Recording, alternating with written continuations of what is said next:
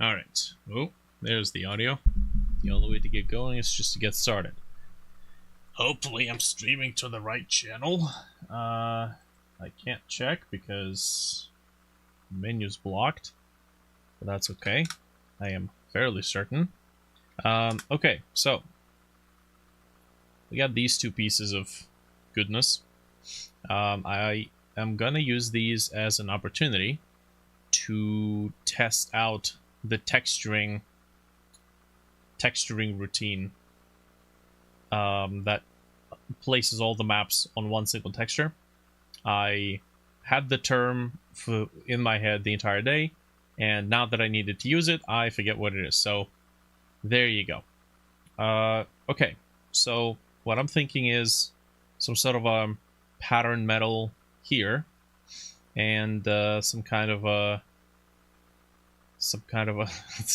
hello there, Satan. That means Santa.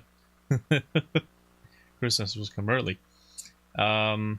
You know what? My thing is like in the way of the comments. I'm gonna place it right here instead. Cool. Okay, so let's see about. Okay, we're gonna try making the map in Krita first. See how that looks, and then if that looks meh, then we'll see. Very nice stream title. I got tired, man. I don't know. I forgot what the term is for what we're going to be doing today. So you get what you get. You get what you pay for. Okay, so 2048 by 2048. We're gonna do 1024, maybe even 512, so we can see the quad trim sheets. Yes, there you go. That's exactly right. All right, perfect. Now,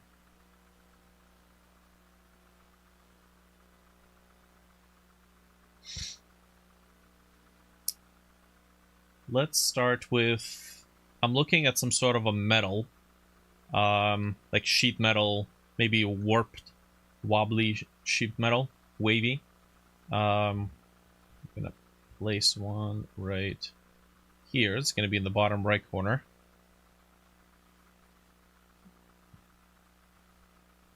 Yep. Now, technically, I've seen videos where Substance Designer can be used to create trim sheets.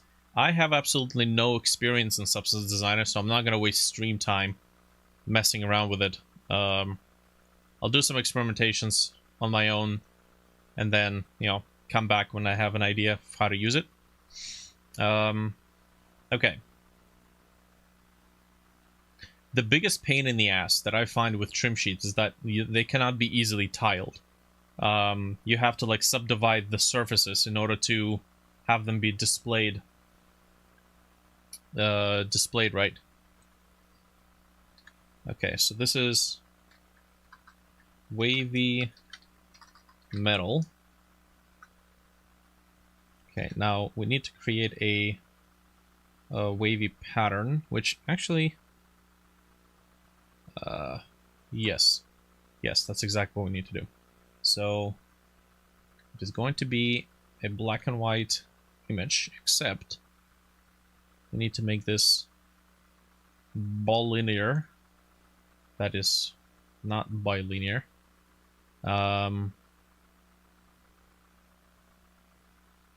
Bilinear would mean I have to go until the middle. No. Yes. There we go. That's what I want. I'm going to make a pattern out of it.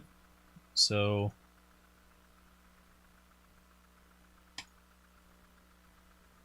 update. Okay. It's black and transparent.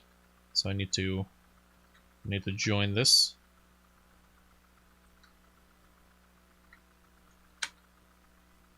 And then I can make this a pattern. Update, use as pattern. Nice. So now here I can grab the wheel bucket. What is this? Enclose And fill tool. That's new. Never seen that before. Okay, tool options. Pattern. Right.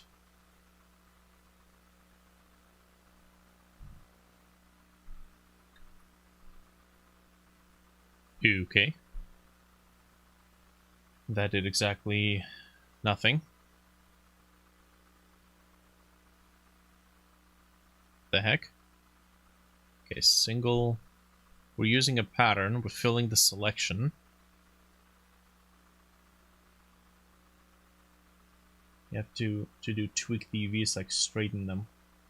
Another way to make them is to make high poly sculpt and bake it on a plane as substance painter. Yeah, I've seen interesting splat maps or trim sheets. Trim sheets that have like an immense amount of detail, and I have absolutely no idea how they would be even applied. Because I'm recalling, let's say, Batman Arkham Knight, when you can fly really up close to the buildings, and they have all these intricate carvings. Like that to me, I have erase mode enabled, that's why I can't see shit. That to me seems like the possible approach or possible application of such a trim sheet. But at the same time, I feel like there is dimension, which could be just height map fakery. Okay. Okay. I need this to be quite a bit slimmer. I'm gonna do overlay.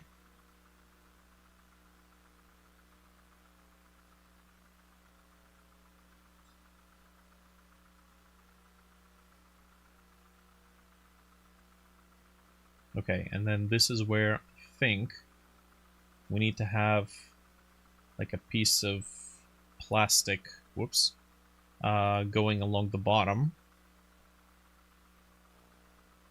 Maybe right here. Fill it in.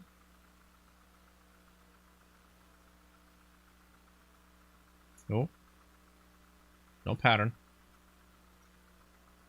Beautiful. Parallax occlusion mapping. Yeah, which is what Godot has, right?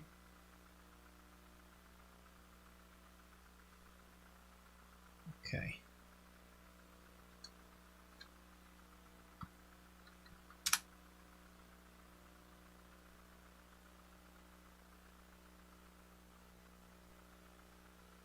It's kind of a simple thing to geek over, but when I saw that effect, when I took the character as Batman and flew over the one of the buildings and got really close and saw that it's that exact effect, I'm like, yes, that's awesome.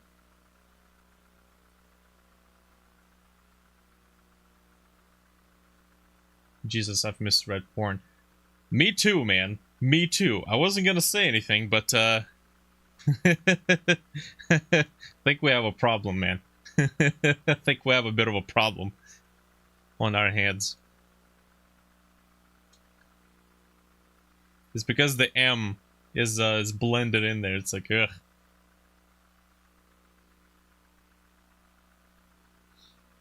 Okay.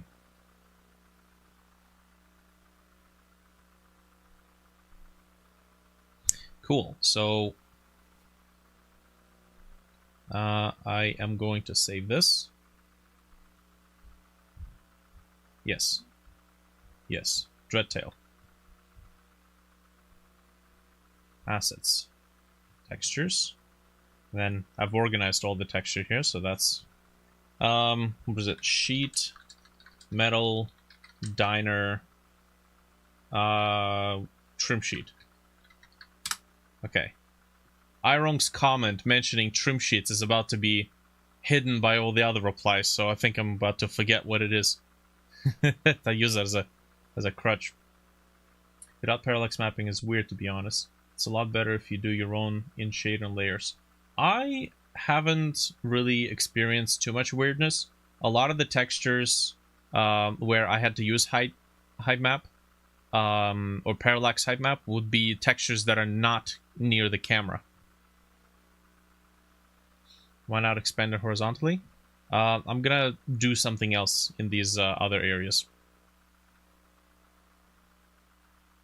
Okay. Let's see here.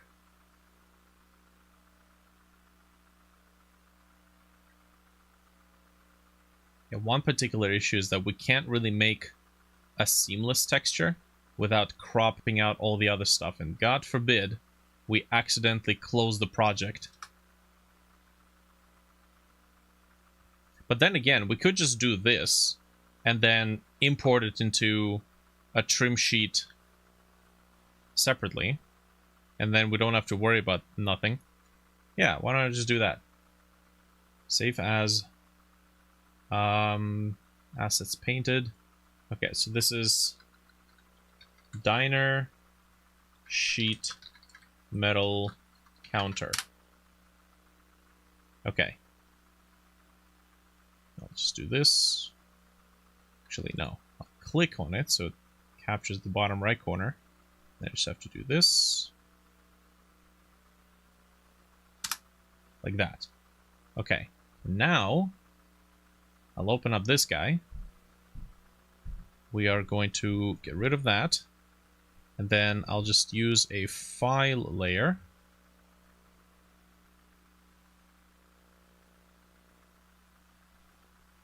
Nice. There we go.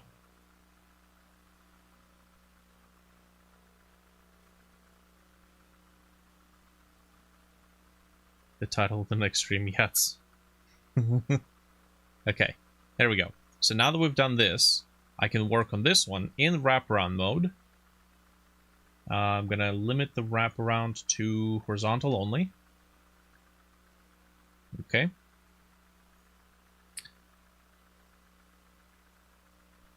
And then we can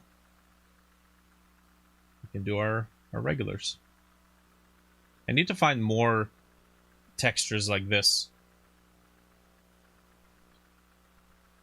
Okay, I need my pen.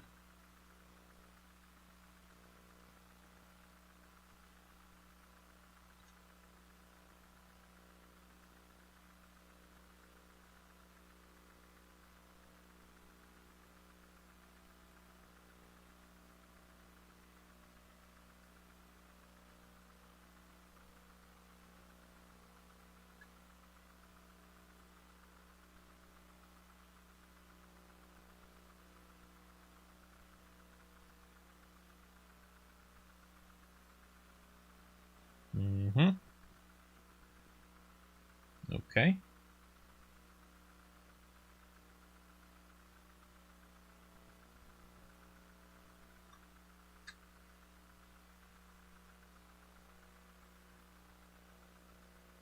Okay, we can take the panel.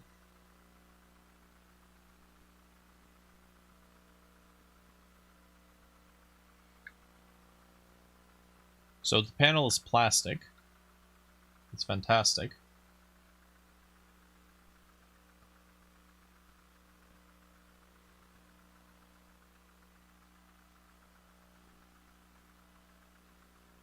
Maybe we should also paint a bit of occlusion where the plastic ends and the wavy metal begins.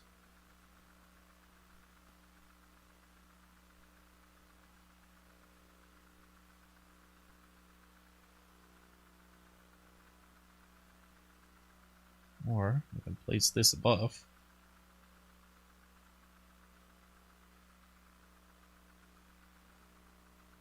Yeah, sure. Okay.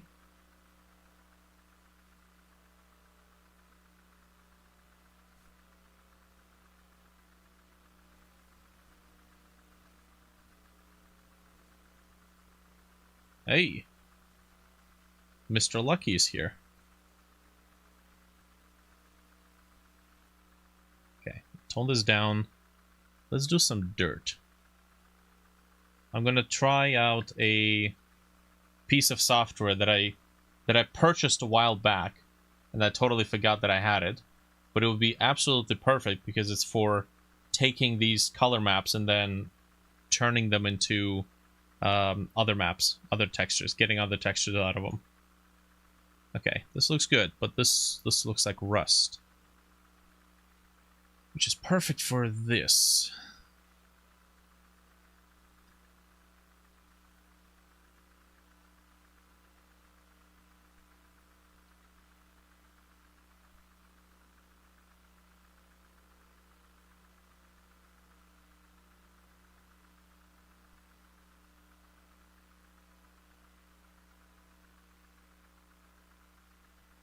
Mm-hmm.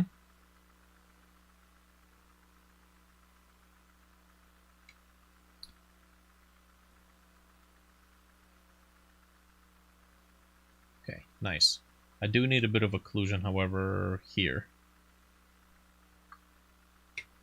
So we're just gonna fake it a little bit. Is this with the swamp game? Yes.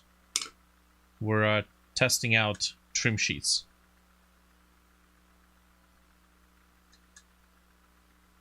Okay. Can I get... nope. Foreground, this. Yes, except... well, this... I want it to be... yeah, sure. Kind of like that. Maybe it's a little too strong.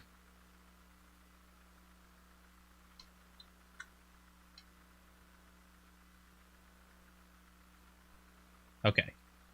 That works. Steven! Welcome back. The gang's all here.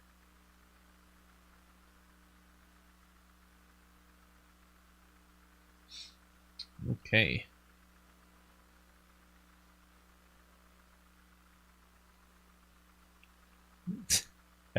Everybody greeting each other kind of reminds me of the Jojo Rabbit scene, where a bunch of Nazis walking into the room and they're just endlessly greeting each other.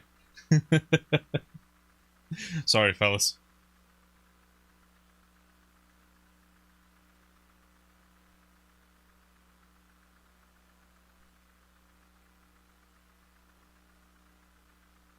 Where is the layer with the darkening at the bottom? What happened to that?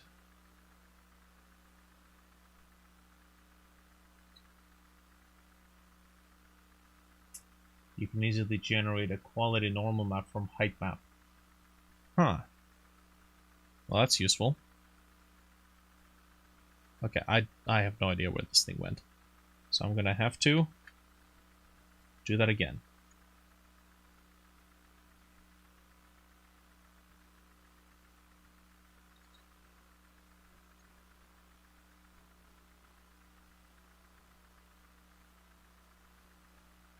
Nice. Okay. Shall I dare to do maybe some sort of like a rusty stain?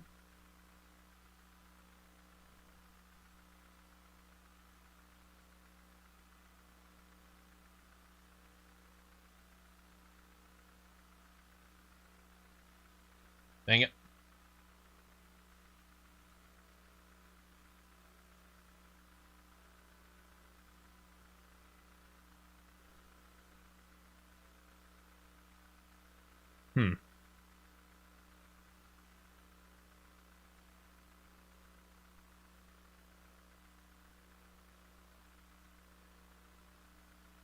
Okay. I don't know if this is going to work out. We'll see.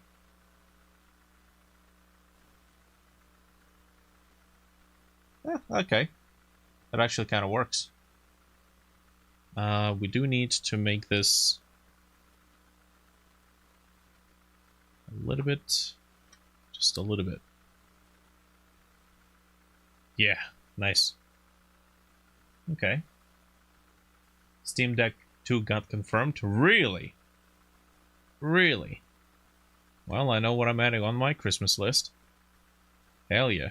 Dude, the first Steam Deck is awesome. I don't have the OLED one. I'm hoping the Steam Deck 2 is going to be OLED right away.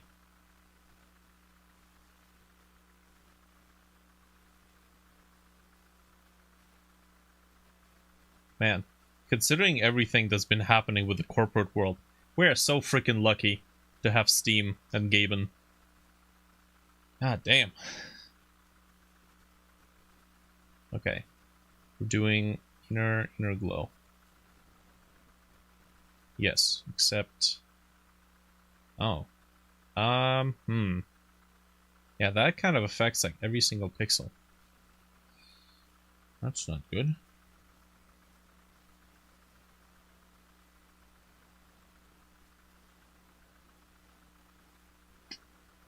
Source. Yeah, no. That's not it.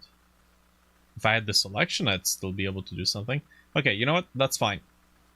That's one. That's one piece.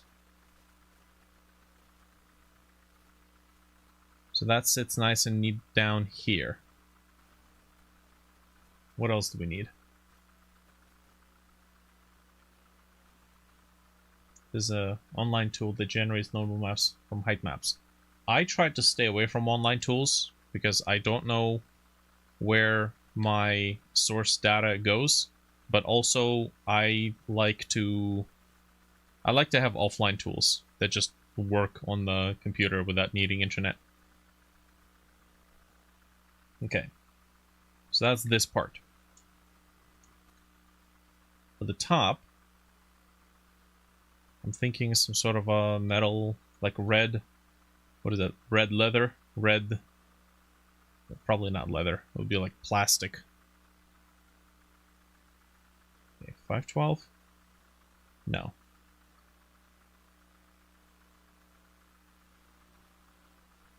Whoops.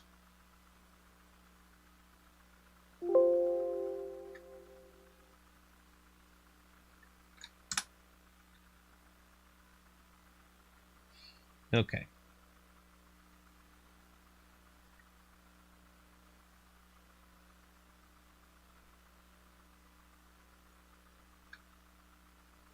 Swear to God, man, the dirt brush in Krita has been like the sole tool of texture making.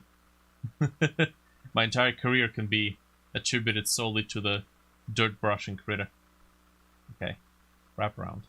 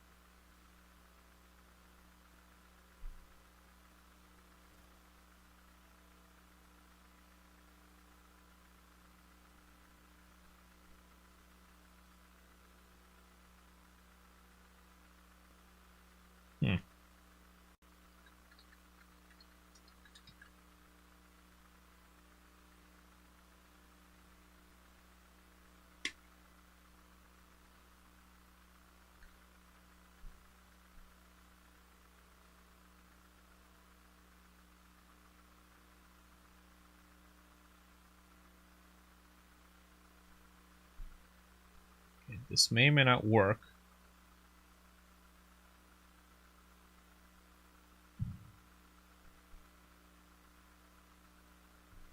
Okay. Let's do this. And then inner shadow is going to be the opposite. Not multiply. It's be like overlay.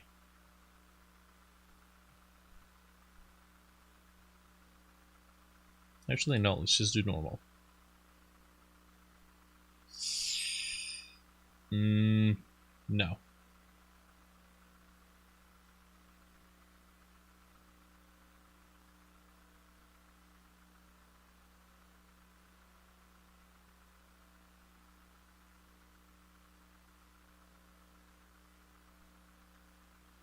Here there's a very straightforward workflow in Blender for turning height maps into normal maps.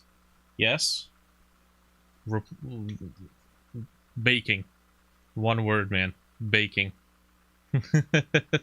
If I can avoid having to do any sort of baking, honestly, that method usually wins for me. Even if it costs a bit. It's not like baking is hard, it's just annoying.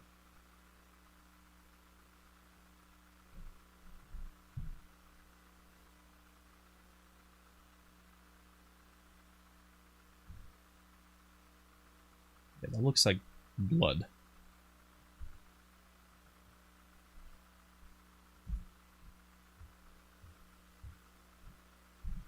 Trying to do like little holes, erosions.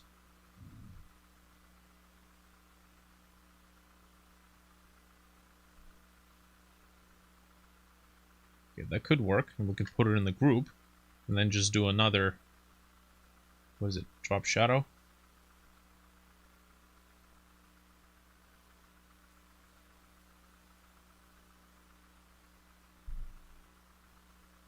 Yes, that's what I want. Just not super strong. Cool. Alright, if anyone's got tryptophobia, it's too late now. Cool. Alright, so we got nice erosions. Is that all that I want to do? Might be. Okay, so this is diner table top.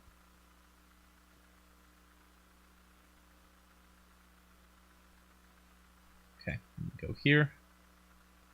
Another file layer.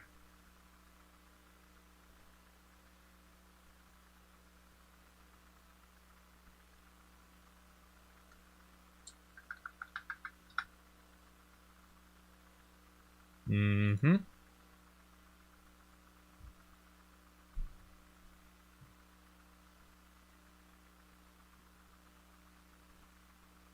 I was thinking of doing some sort of a rim.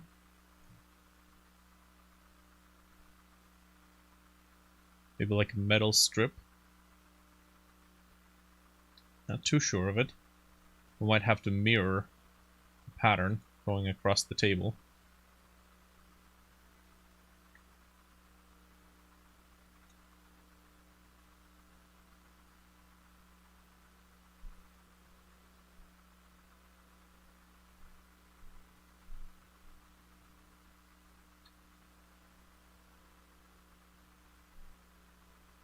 All hail Dell Office computers.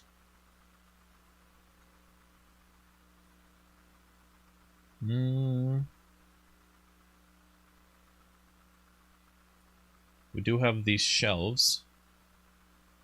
I'm thinking possibly could apply maybe like, I don't know, some lazy wood on the inside.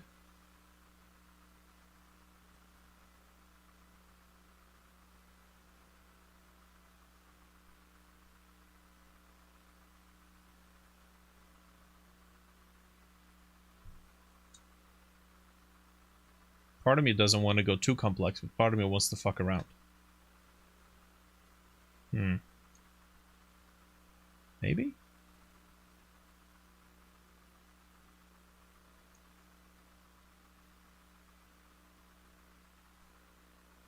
I'm gonna try it.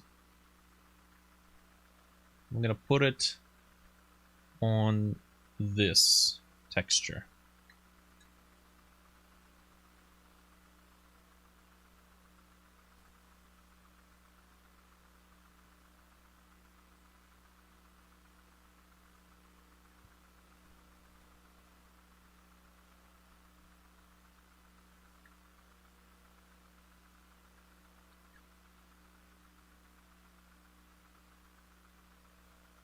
Okay, almost.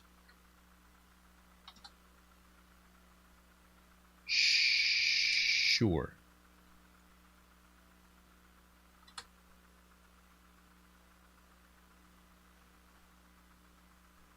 Nice. Except I need a back layer of some kind. Oh, not a pattern.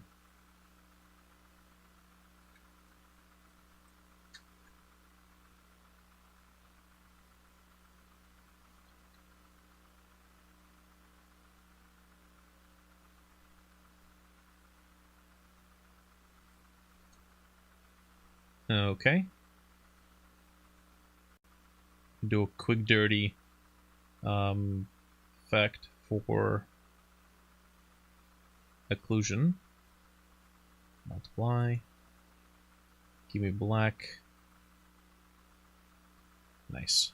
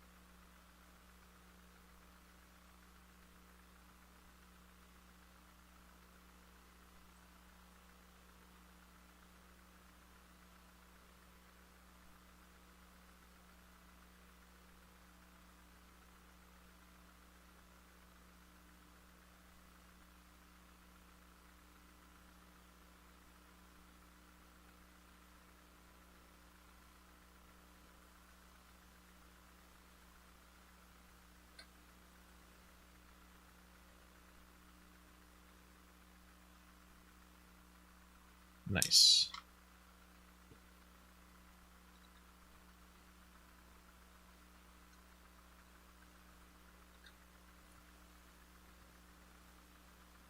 Okay, so to be fair, I have absolutely no idea what else I can put in. So maybe we can work with this for the time being. Export. Hunger. Assets. Engine. Textures. Painted. These are painted seamless technically. What's it called? Come on. What is the name of the resource that I'm building right now? Jesus Christ, my memory is terrible. I wrong said it. Hold on, I'm looking for the comment. Trim sheets. Trim sheets.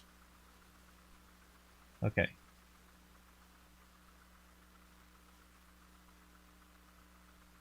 Okay, now.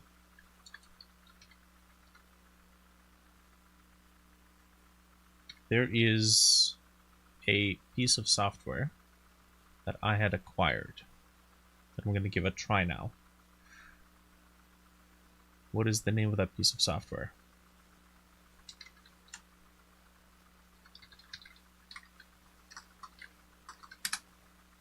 Shader map.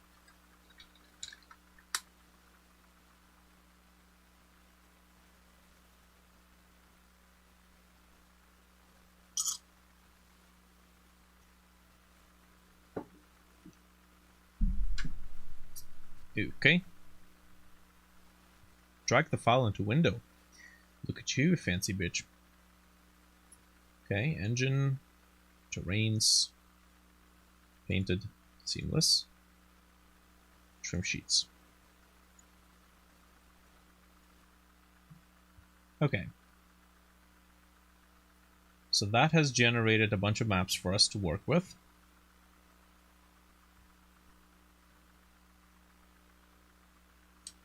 Seems like the gradient map might be a little...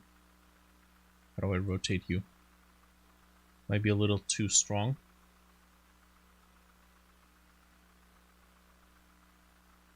Oh yeah. Not bad though.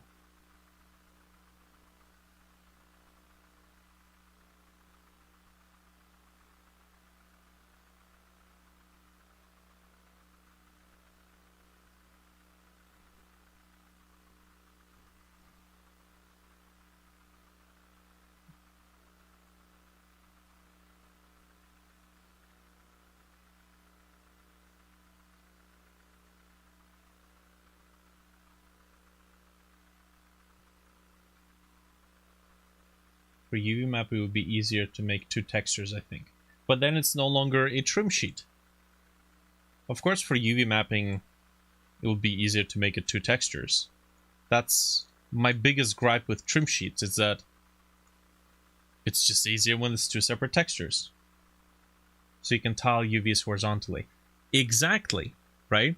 I don't find trim sheets to be, once I start thinking about their application on certain objects, I don't find them to be that useful or that permissive. Their biggest benefit is resource limitation. Okay. I can really push some normal data here.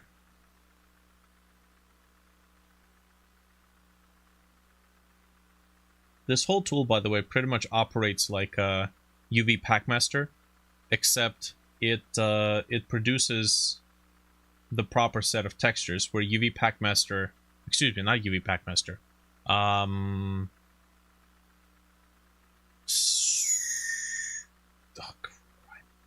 what's it called?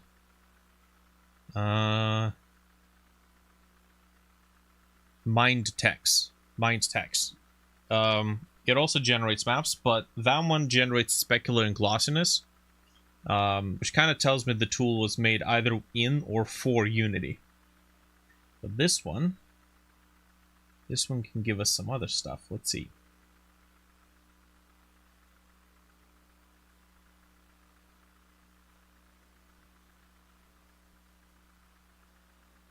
I'm not seeing anything in terms of occlusion.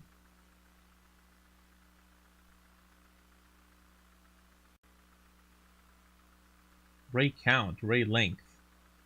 Is it like sampling from 3D object? It says it's coming from displacement data. Huh.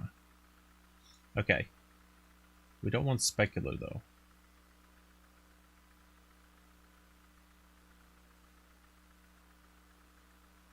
How do I change the maps?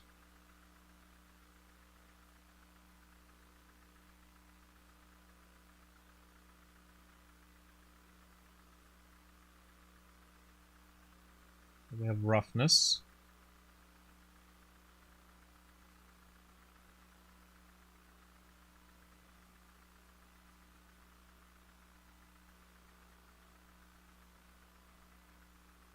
What map is this? Displacement. Specular. We don't want specular.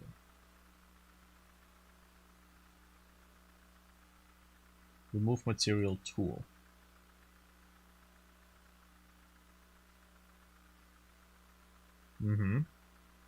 Okay. And then we need metalness.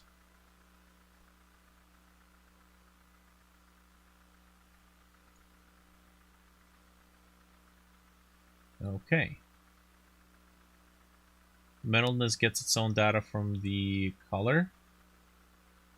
Okay, that's cool. The only thing is we need to make it so that it actually takes advantage of that map. I remember doing that when I figured that out the first time I got this program, which was a while ago. Parts of the texture don't have like decals, but it's better for large surfaces. Yeah. Large surfaces, big like metal pieces, for sure. Get this displacement, ambient occlusion. Ambient occlusion it's got something on it. Convert to grayscale. Right. Okay, that's not the map I want to be messing with.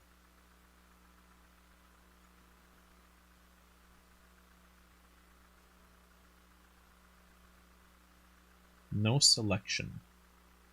Ah, interesting.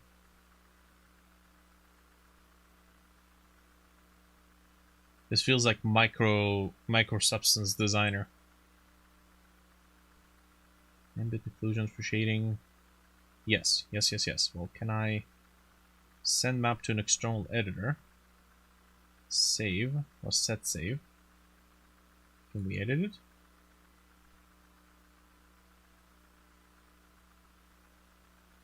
Can I edit this? Oh, okay. I don't think I want to mess around with this. Let's not do that.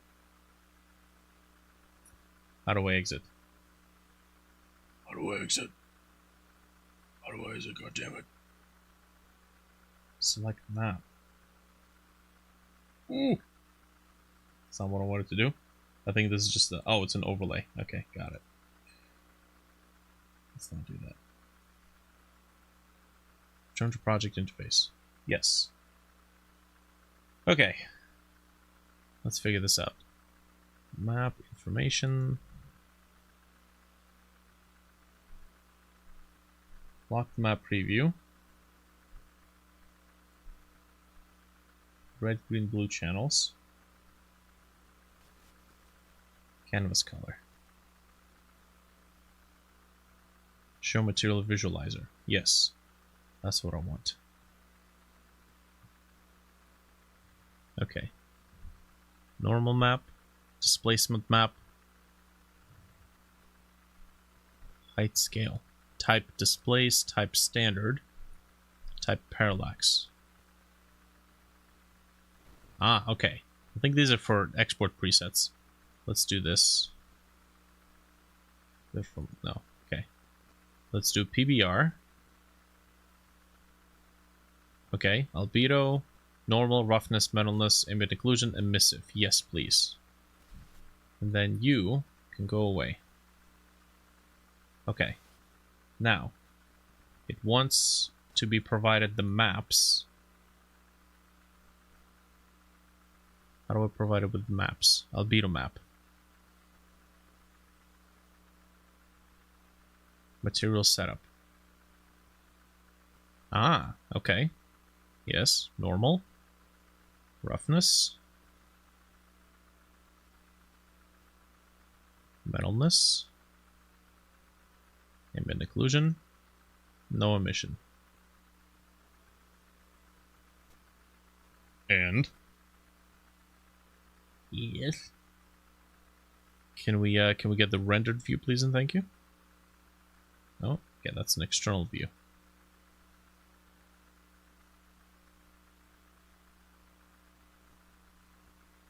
Unless it wants emissive. And without the emissive, it's not going to do it.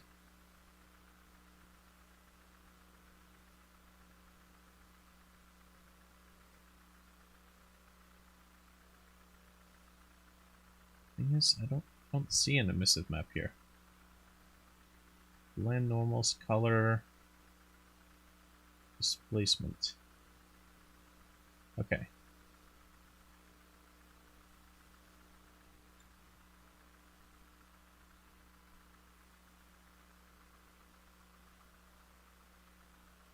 Can I rotate around the object? No? Okay. Okay.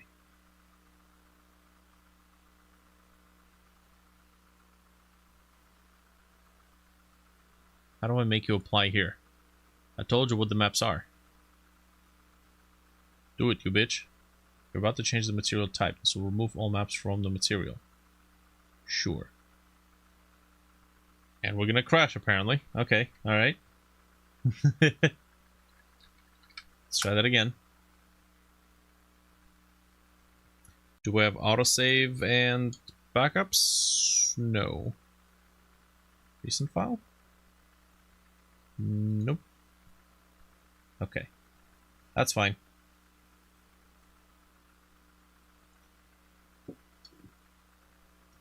If you want to truly test your software, send it to an indie developer who doesn't read the documentation.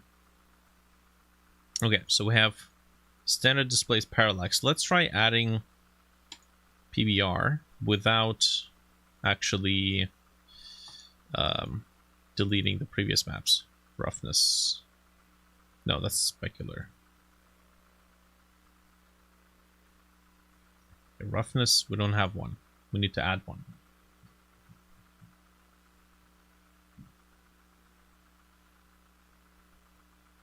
Roughness, metalness. Okay, this is specular.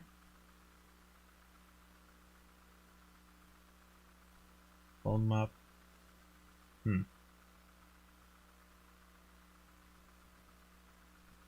We don't need to remove it, but I guess you can't really undo that. That's the roughness. We need that. All right. Ah, damn it. Albedo. Normal. Roughness. Metalness. Ambient occlusion. No emissive map. Okay, and then here, change the material type. This removes all the maps from the material.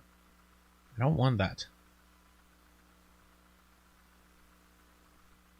So I suppose this is where we select the material. Now, okay, now that to me kind of tells that we should have seen something happen here in the 3D view. We did not.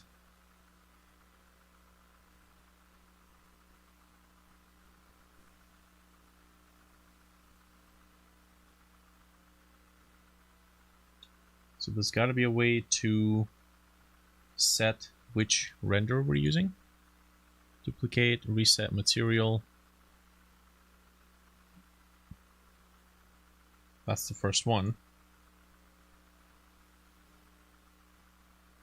Unless this is only for exporting. But, I mean, there's sliders here. I expect to see what the slider is doing. It would be very weird if it did something and we didn't see what it did. Okay, well, let's take a look at this real quick.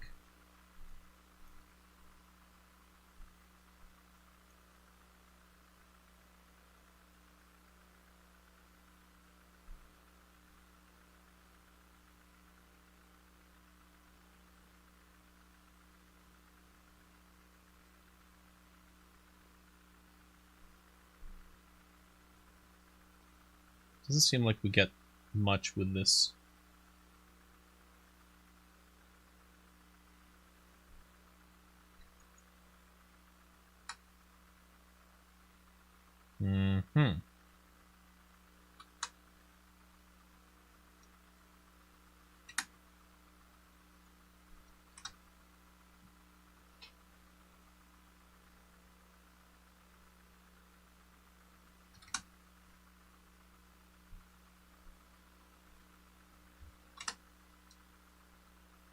Just messing around with the values to see what they do. Race spread.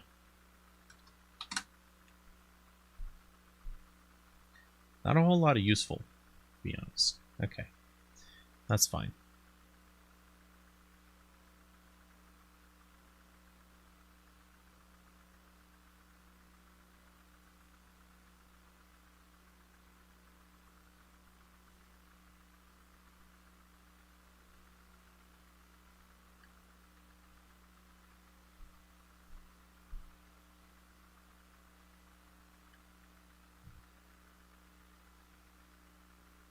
So here we have roughness. Let's see. I don't see anything changing in the preview.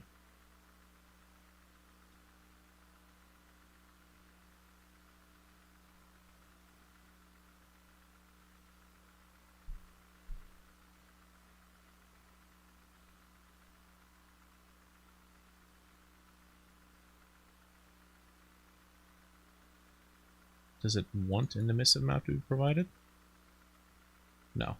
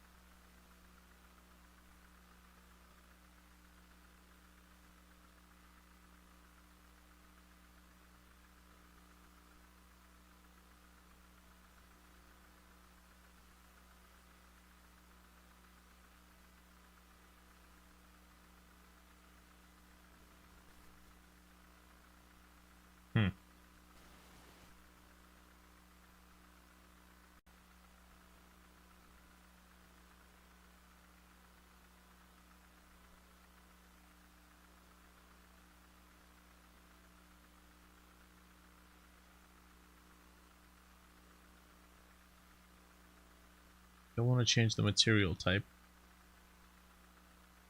Standard? What is standard?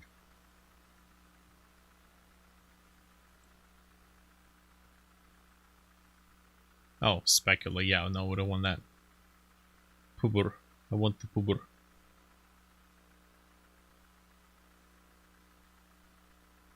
Wait. Specular?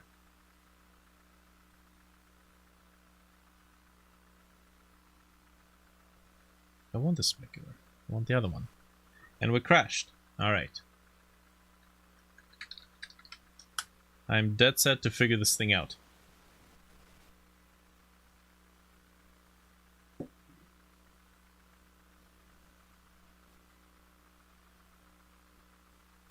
Let me see. Shader map.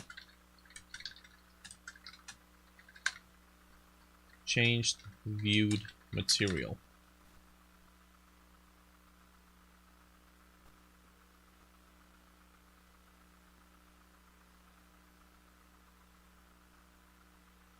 What is this? Model. Cool.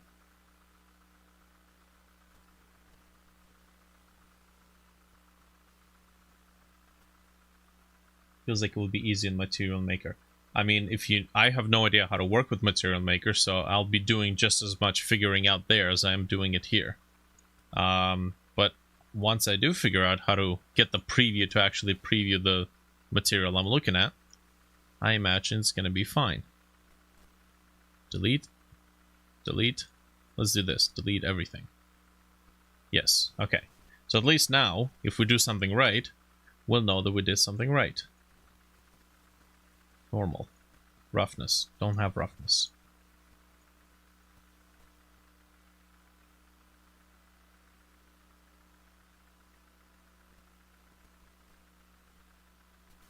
Metalness. We don't need specular.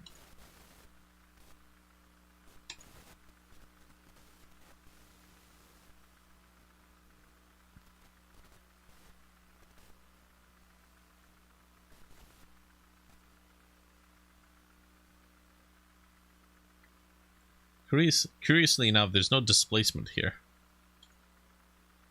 But I don't think we're going to be using displacement in Godot anyways. Okay, so we have a blank cube.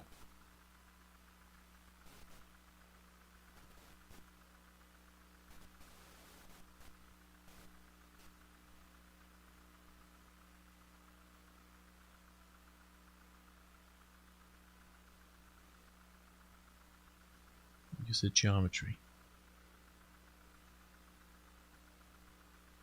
Oh my god, really? That's all I had to do? Son of a bitch. That's okay, it's my fault for not reading the documentation. Alright, well. Here we are. So I suppose now we need to mess around with what we have here. Yes, okay.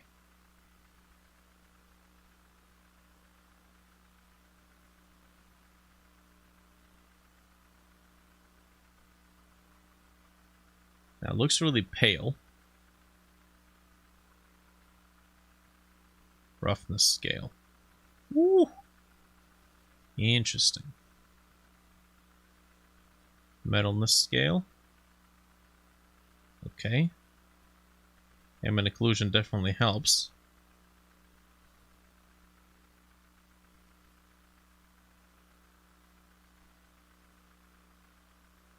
You can see the textures being baked. Okay. Alright. I do wonder if it's possible to load...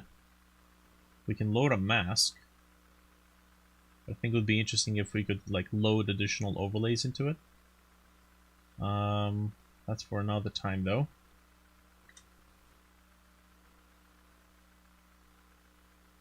Okay.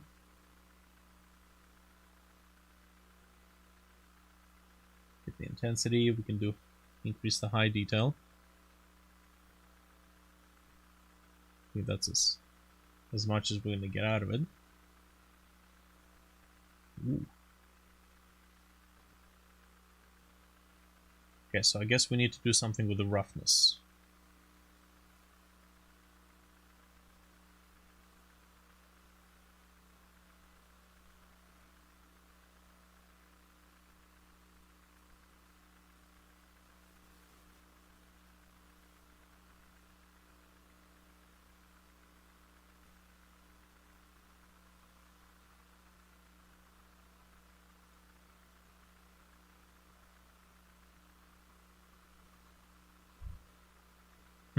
So what if we wanted to have two different roughness values for this and this?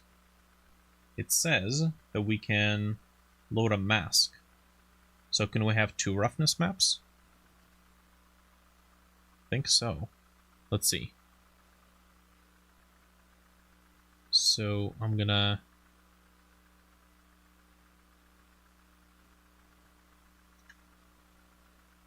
$2048. $2048.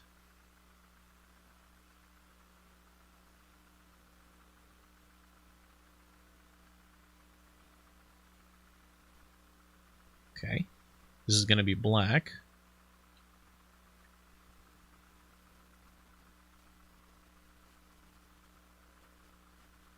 Then we're gonna get a white. Oh, right here. White mask.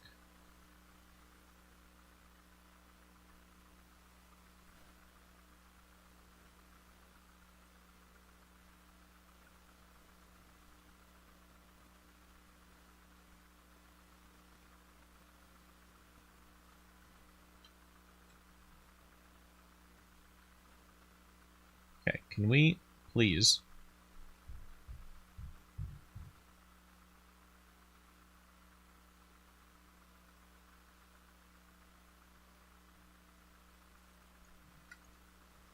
Okay. First do some unwrap tests without all the maps. Yeah, all in due time. Well, I'm already halfway done with this, so let's do bottom right mask. Which technically this shouldn't be a part of the engine. This is textures, painted.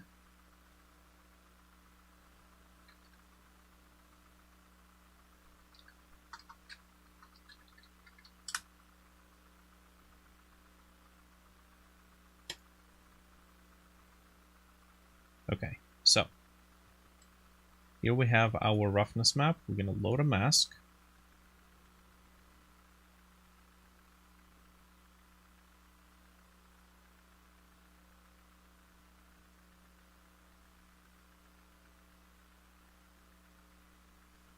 It does work exactly like that. Interesting. Okay, so that means we should be able to do another. Do we do another roughness? Or do we have layers?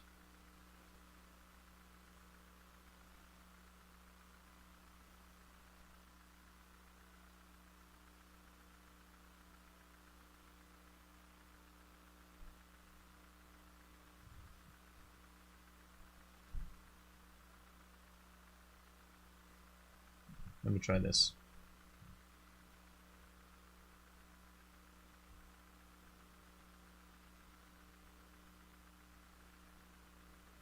So we're gonna add roughness. But I suppose only one of these can be linked to the output shader.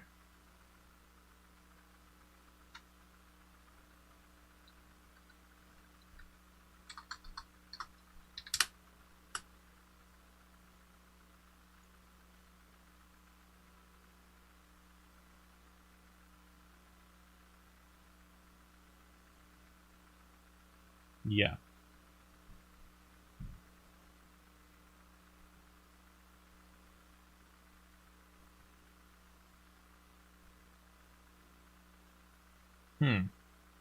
Well, what's the point then?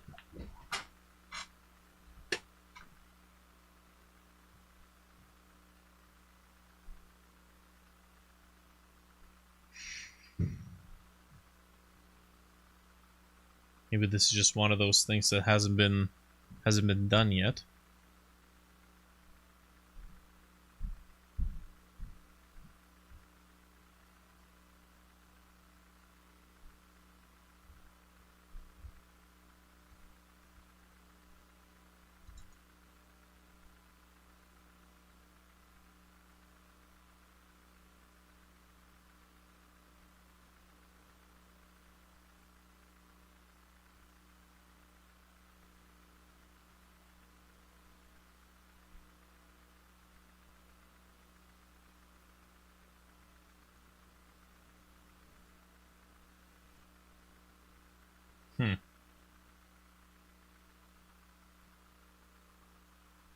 I mean, if that's the limitation, then this wouldn't really be all that useful for trim sheets. Also, that normal seems almost reversed.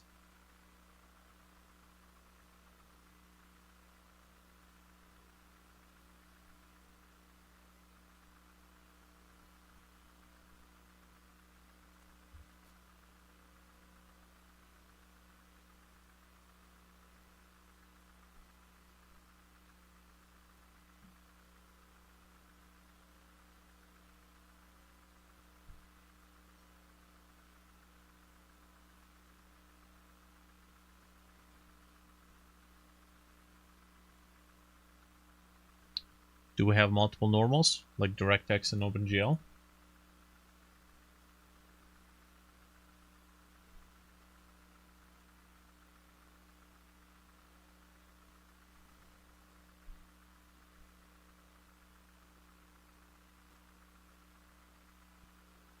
Normal map contains normal vectors in tangent space.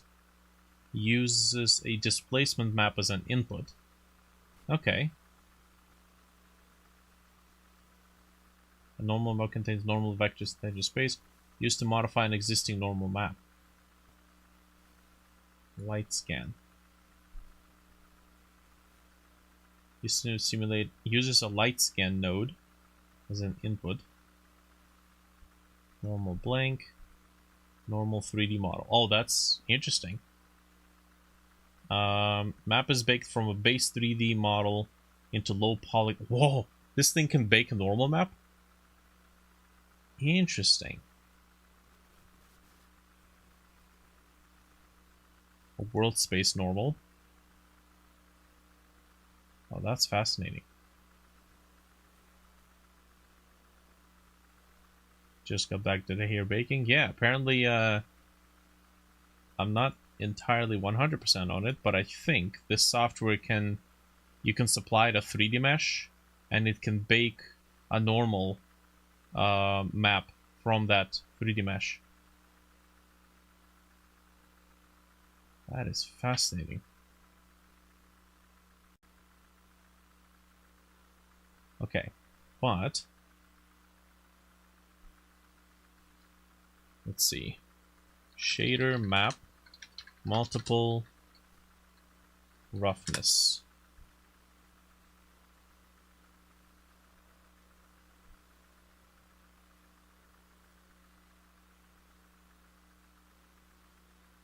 How to combine textures. Oh, that's Blender.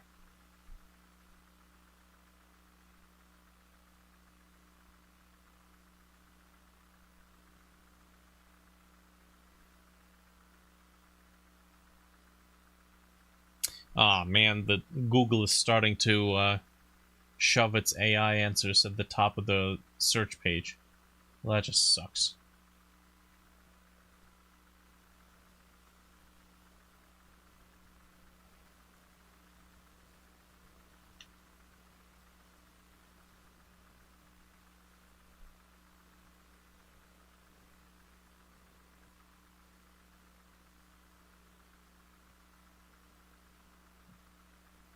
I would do 2 textures personally. If it doesn't work, that's what I'm going to end up doing. We have them as separate files anyways. But I just want to see if I can pull this off.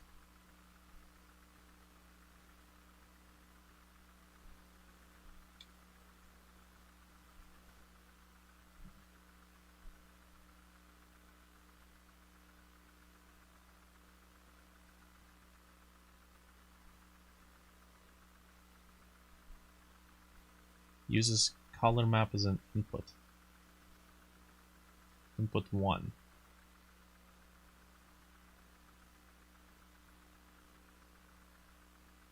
And that's displacement though. Blend map A and map B.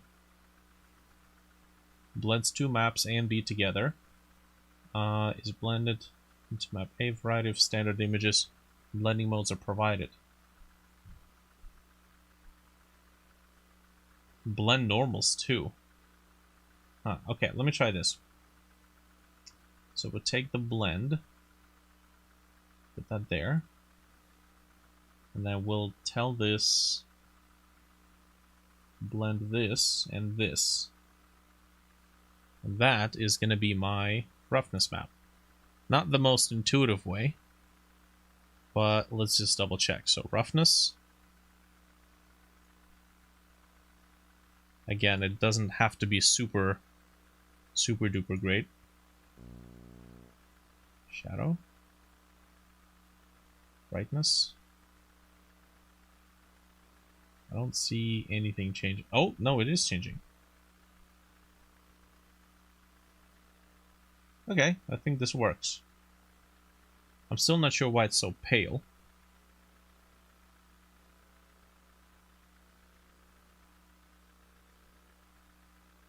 Bottom right, bottom left mask.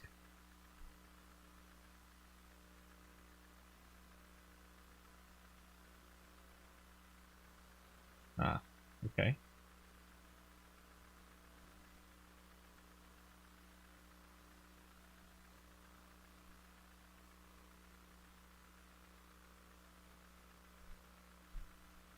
There's no explanation of that property. This is entirely too wet now. Oh, also that's the wrong setting.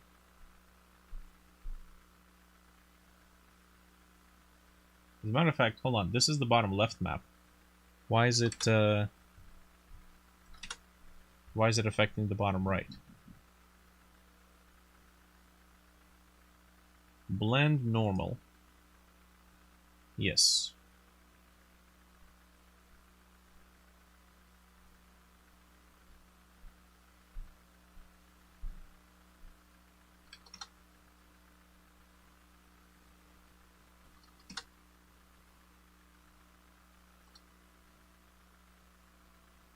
I think it does have to be 0.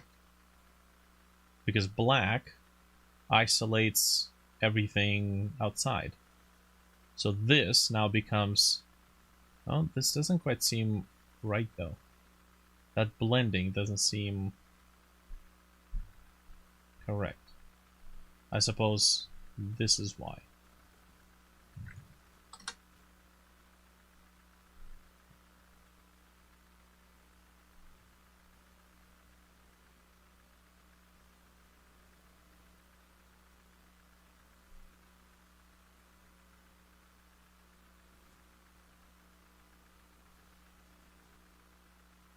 Okay, what if, hold on a sec, what if I load the mask here?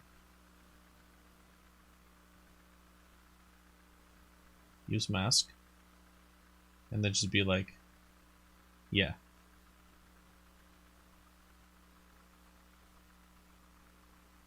Okay, so I don't think we need the masks here in that case.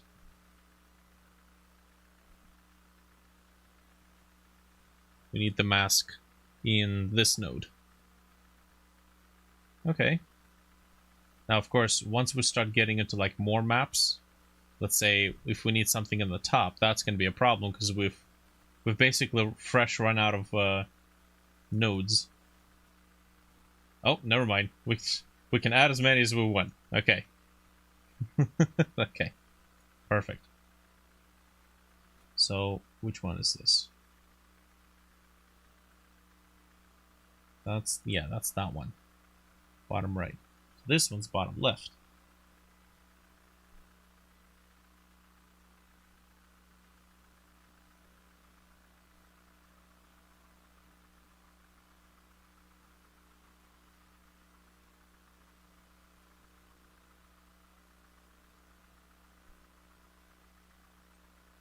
Now we don't get the maps the usual effects, where if you look at the surface at a particular angle, we get these stains.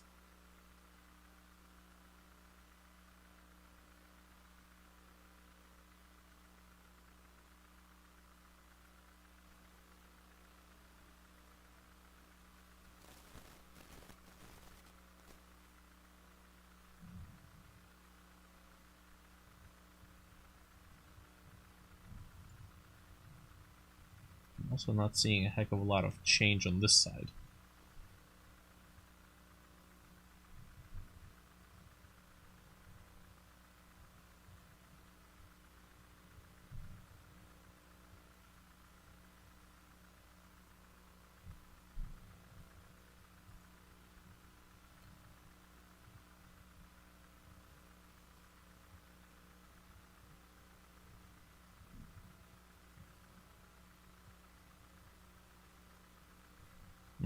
Okay.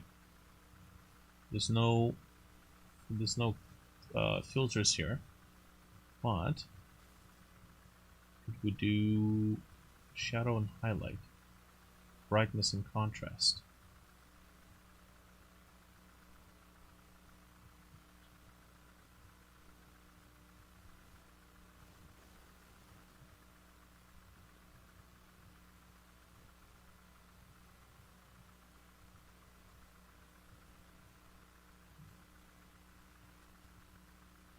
I don't know, these sliders don't feel like they're performing quite right.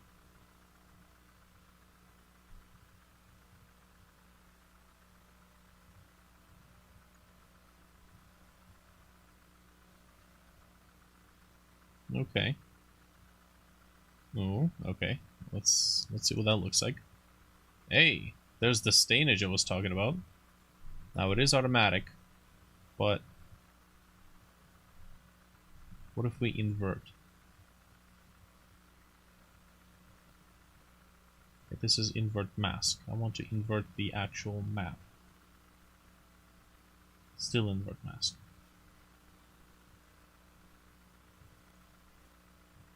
Yes. Alright.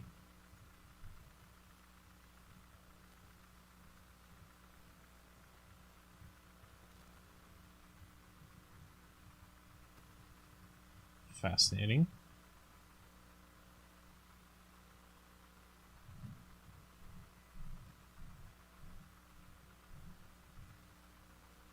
I mean, it sort of works.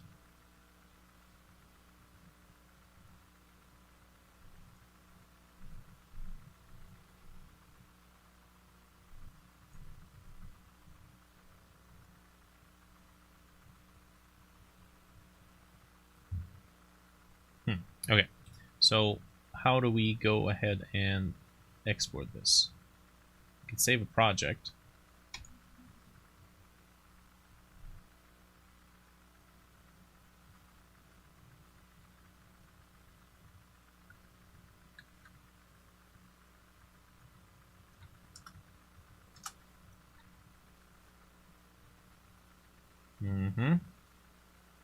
We don't need the displacement map.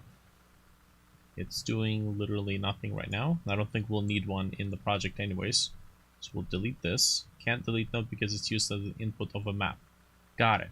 Okay, so it's not going to be exported anyways. Save all maps that have an output file.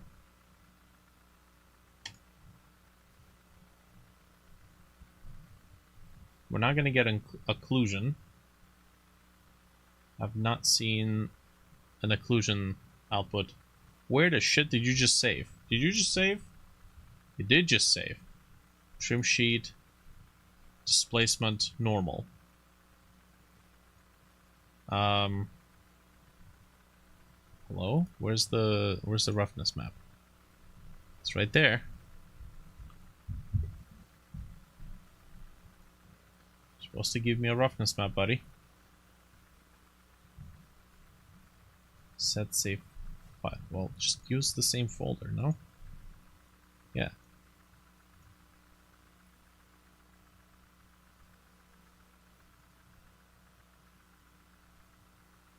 What is that?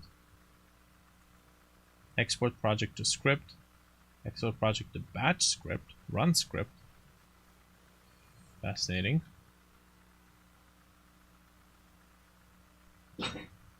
Okay.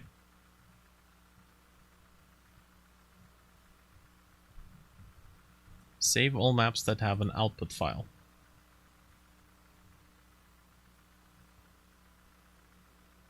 This right here is the roughness.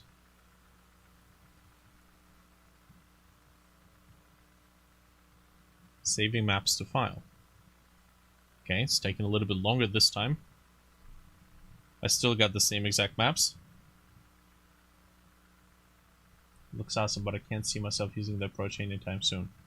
I think I just don't know enough about this tool to make it to do it swiftly. Displacement normal. Okay, well, just give me the roughness.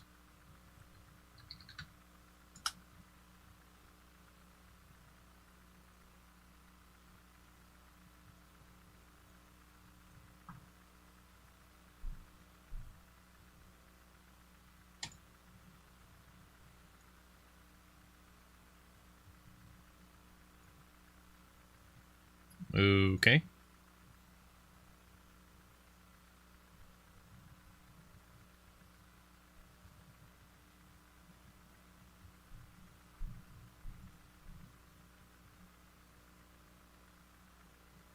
The ambient occlusion is a TGA file. Oh, wait, hold on. This is engine.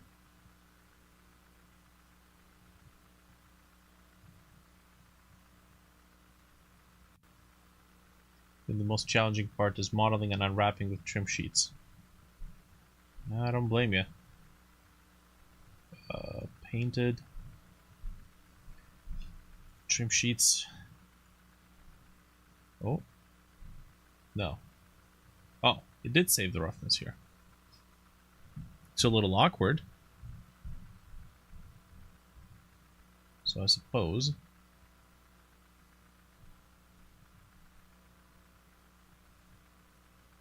Engine, textures, painted.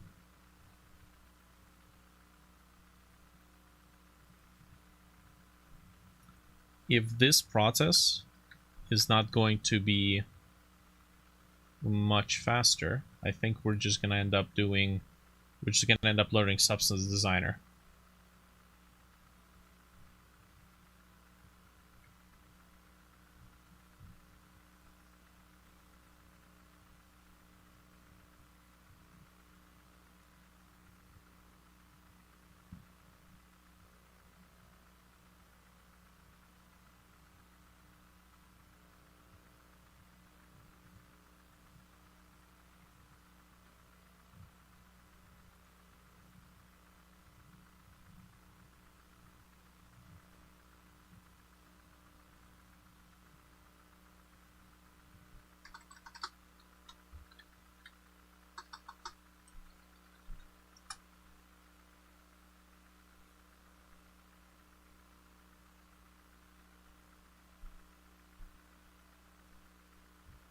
Combine Substance Designer with Krita.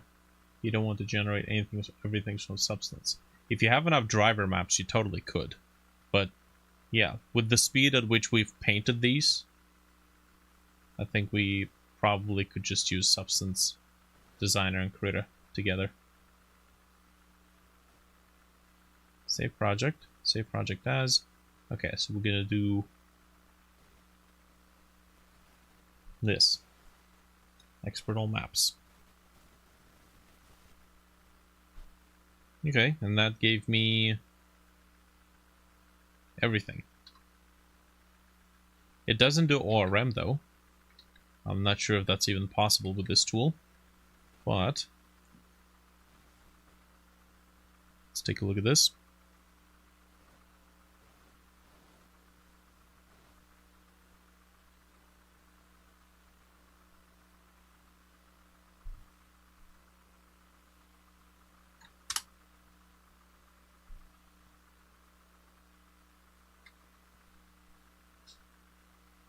Okay.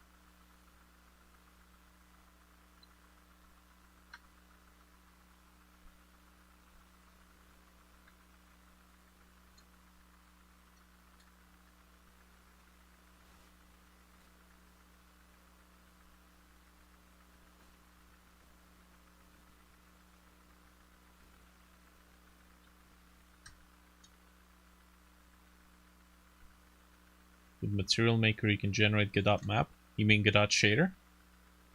Just like that, right away.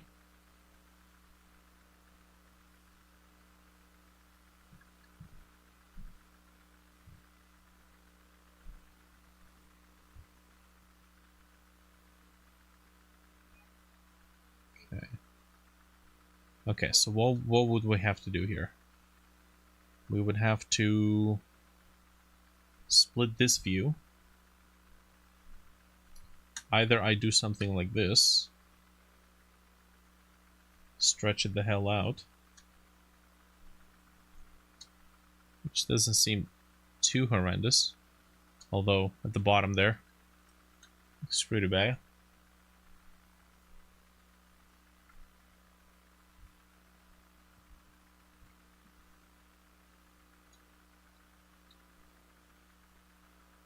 So this is the biggest problem with trim sheets. You have to create additional faces and scale things in order for it to work. But it does seem to work. That's why 2 textures would be better. Yes, but you know, today's exercise isn't how to do things the way we've been doing them forever. Today's sponsor is Squarespace. Today we are messing around with a concept I've never tried before.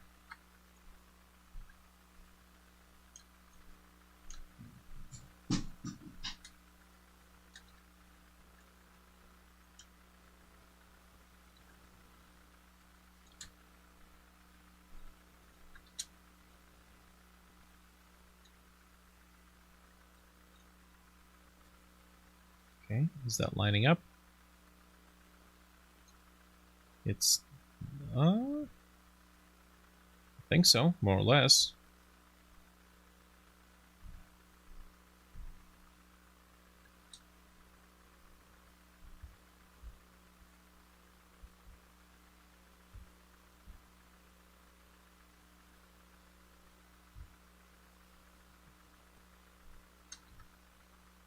Where is that detail?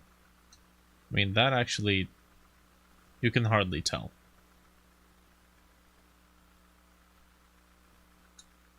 Trim sheets are not like that because it's annoying to unwrap. And we see the repetition in the texture here.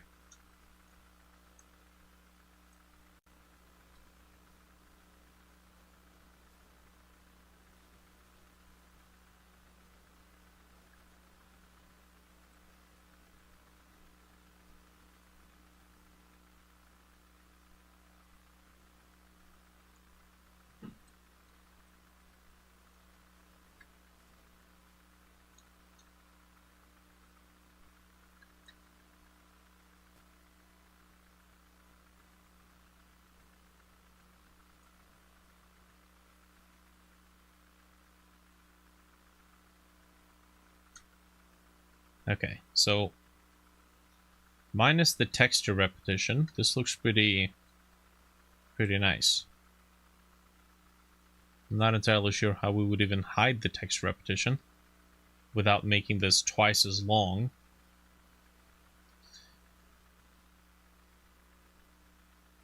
Decals are used to break repetition. Right. I'm a little weary of using decals Just seems from performance perspective, it seems like a lot. Okay, clear sharp, mark seam.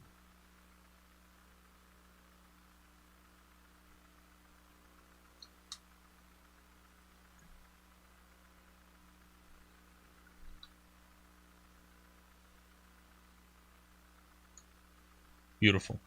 That's all I need to do.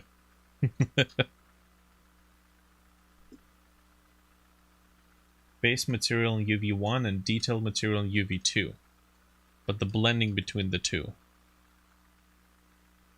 that still has to be handled by us.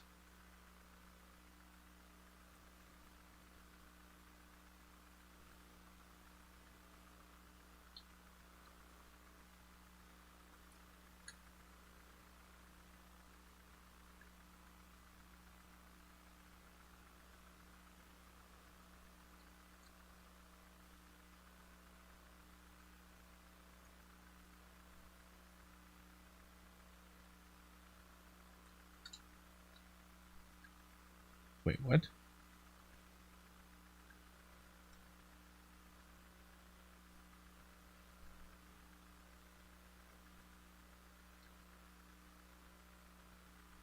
Okay.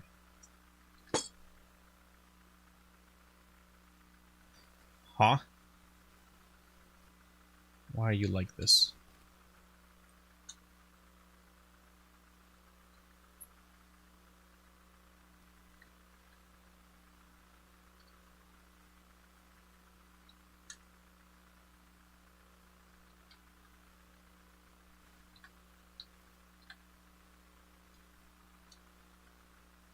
Yeah, so we need to turn this into a quad. Something rectangular. I want to be able to unwrap it. Same base material, only the rust was UV2.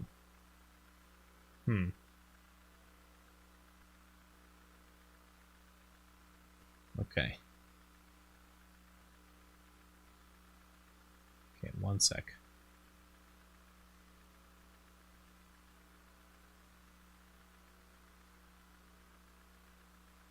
Straighten the quad and do follow active quad.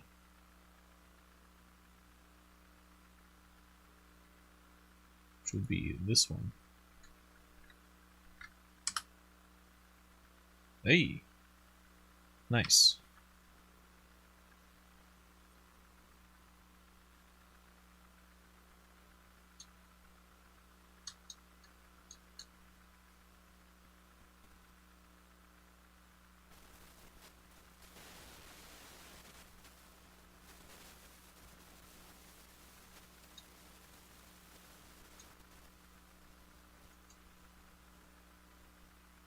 So we basically need to fold this thing a whole bunch of times.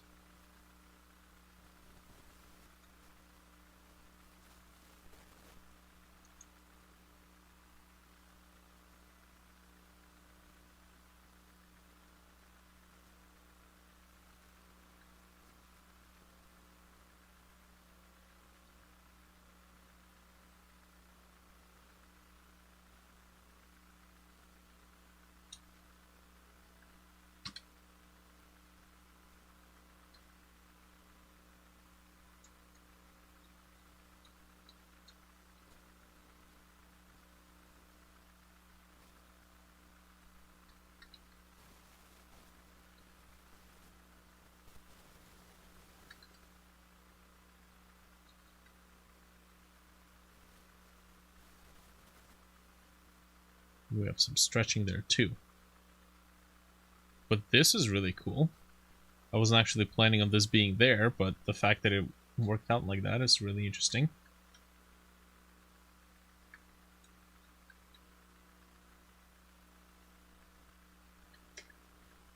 I think I have to flip this.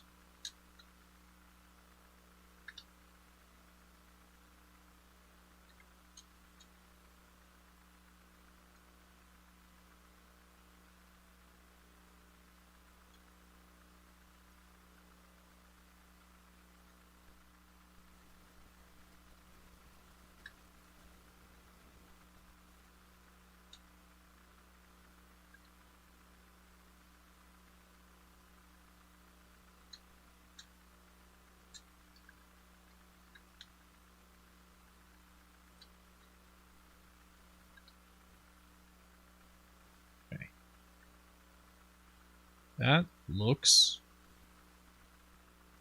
terrible, but hopefully fixable.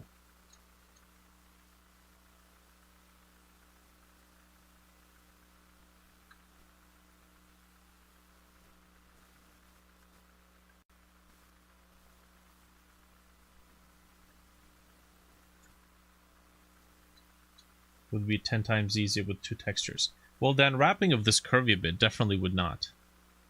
That part is still annoying as all heck.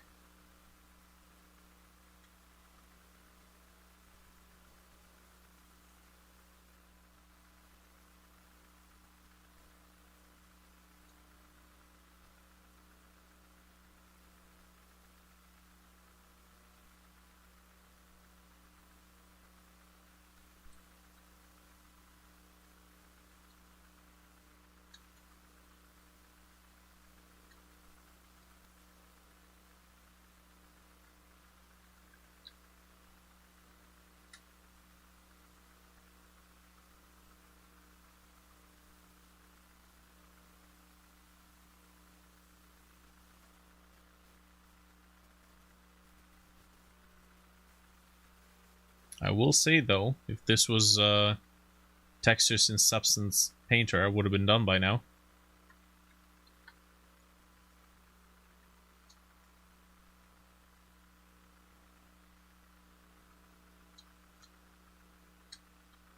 And then we have these tears, misalignments.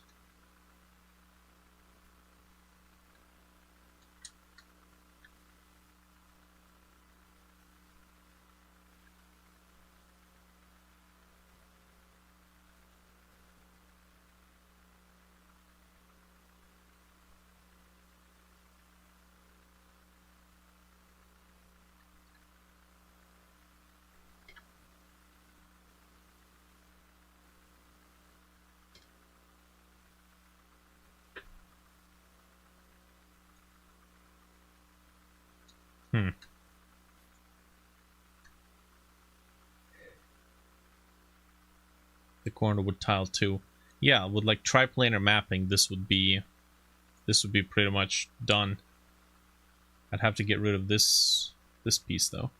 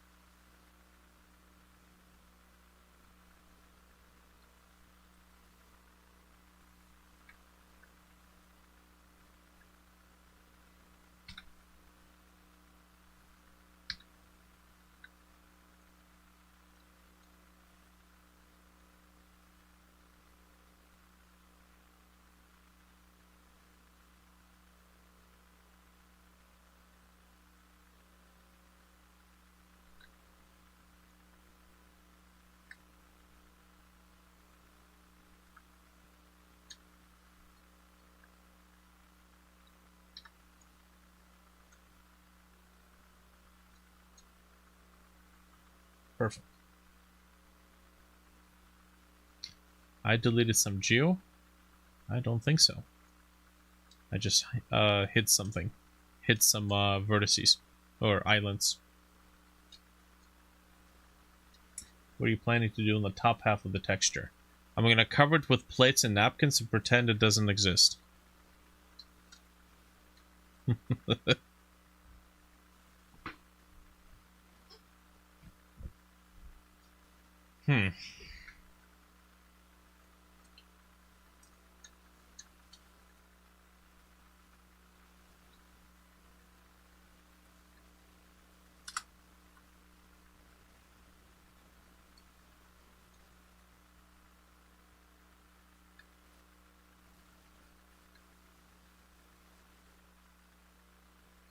think the latest version of UV Packmaster have tools that allow you to overlap similar shapes together.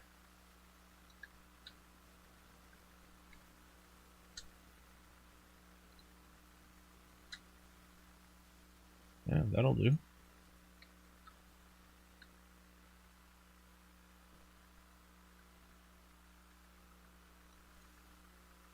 Yeah, that makes no sense.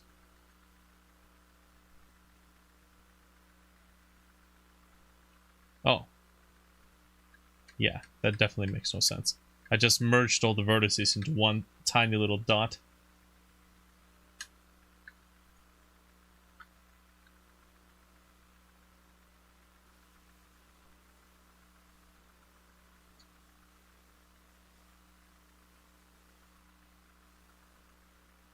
Well,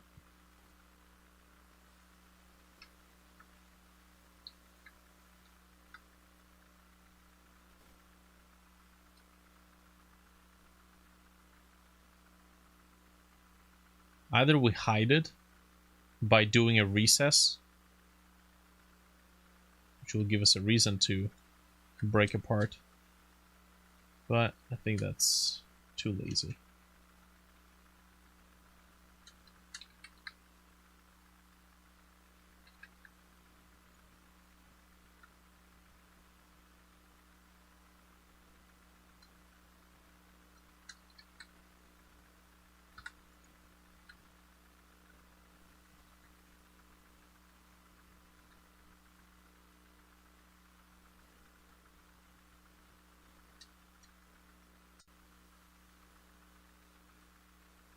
Well,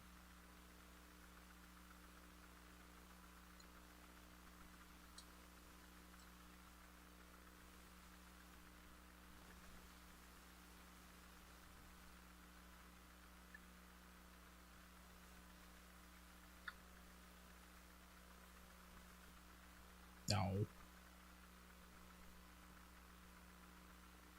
Well, the alignment's out the window.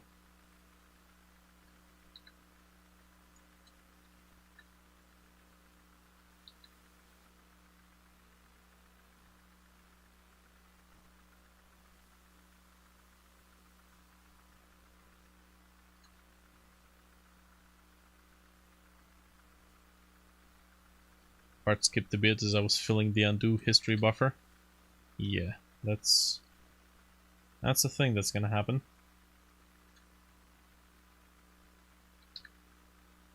Okay, I'm gonna try this. Control M. No. First, select all the vertices. Scale X 0. Next, take that. Control M. Oh. Almost selected everything. Control M on the x-axis. But it's not selecting everything because not everything in there is selectable. No,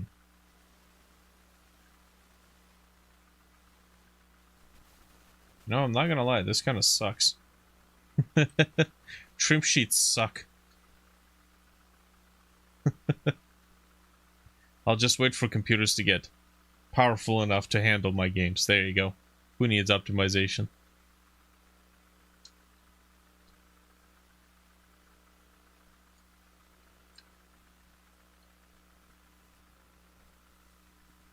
It was worth a try, yes. If I'm not too picky about UV alignment, then it's totally doable. And again, I've seen developers post screenshots of them doing all sorts of stuff, all sorts of shenanigans to hide their, well, shenanigans.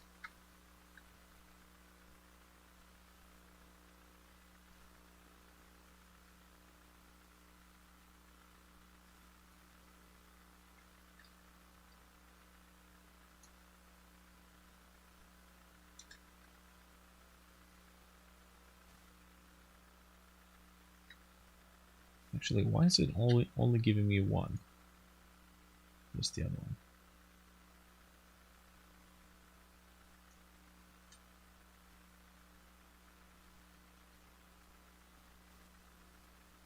For large buildings, it's almost required. Yeah, well, with large buildings, you have tiling that's predominantly horizontal. Anything vertical is just a copy of a single floor.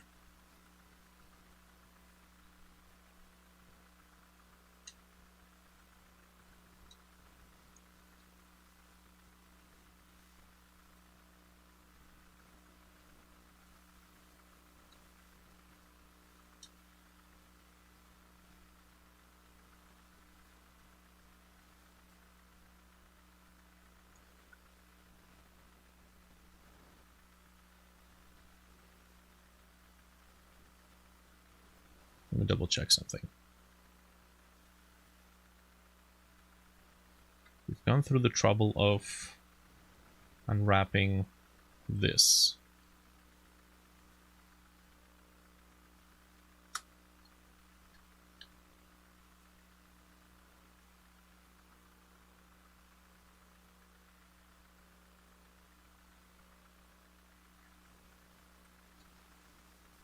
So what if we...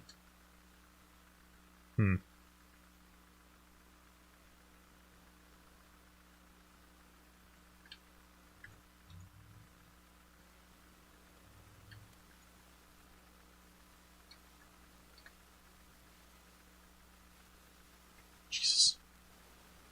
Okay.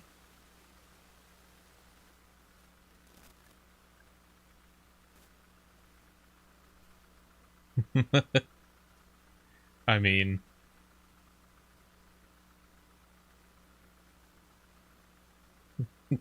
it's pretty shit, I know.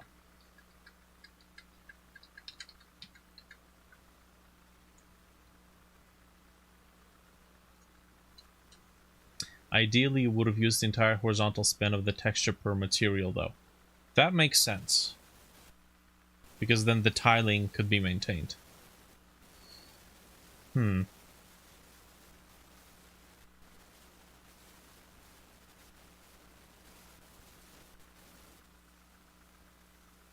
It still wouldn't help us with this, though.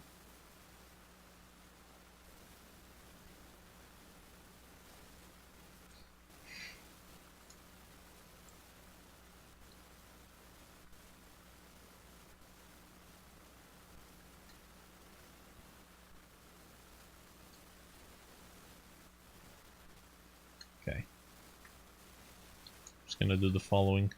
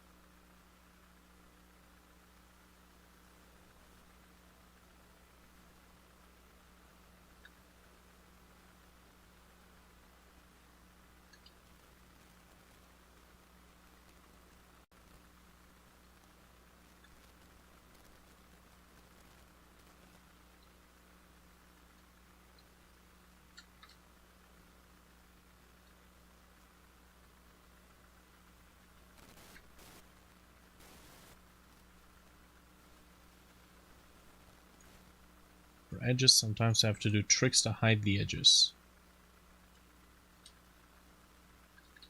You know, I probably could get away with just having 2 cuts here. It's kind of a moot point, but, you know, we've already spent the time.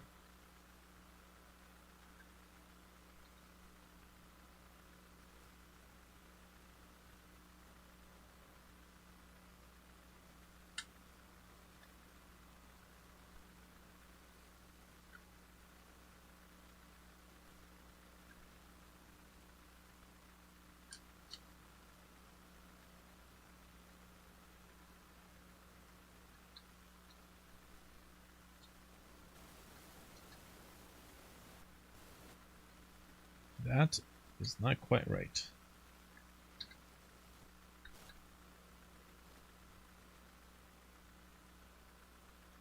I don't know what the hell I did here.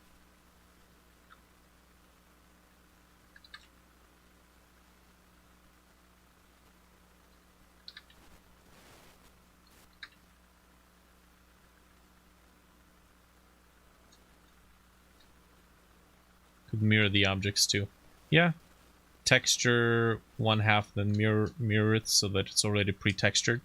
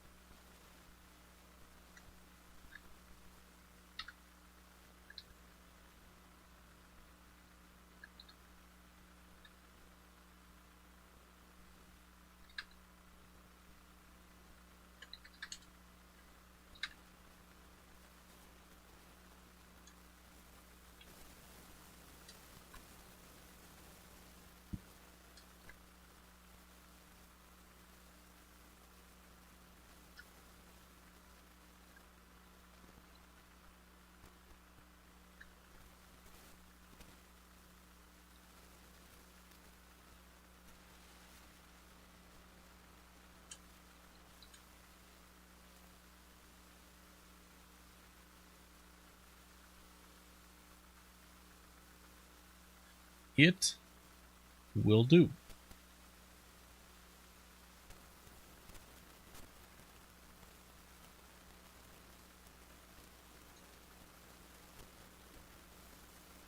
Nice.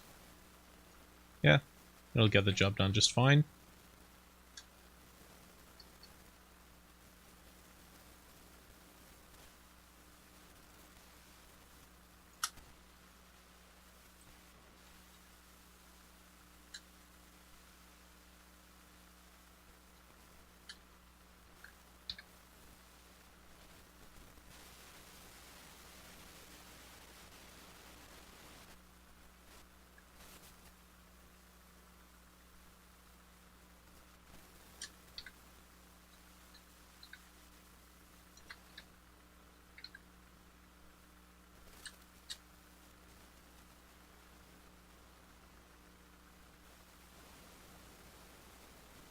That part looks a little weird, but I think we'll survive.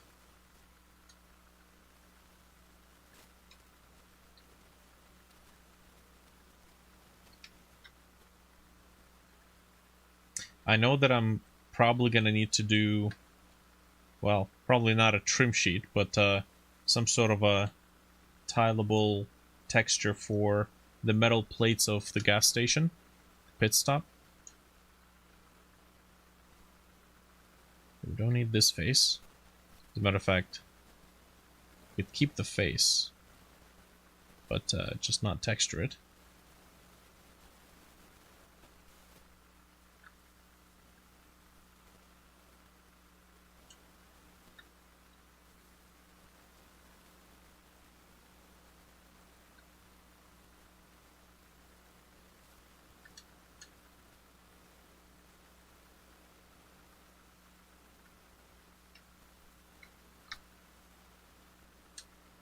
There we go. What do you guys think? Is it passable? I think I need to do these back pieces.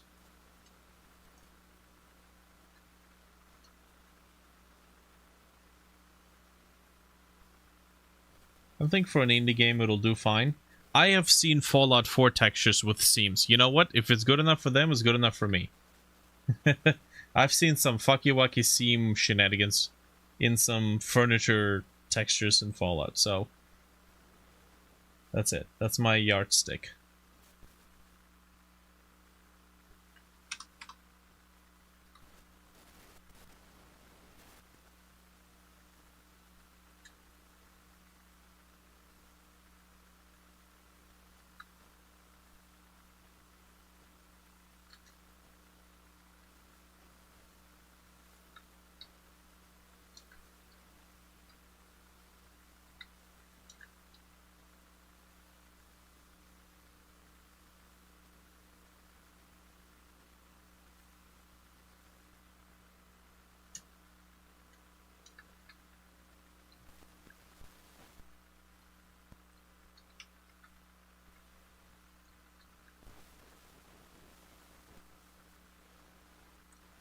Dang it.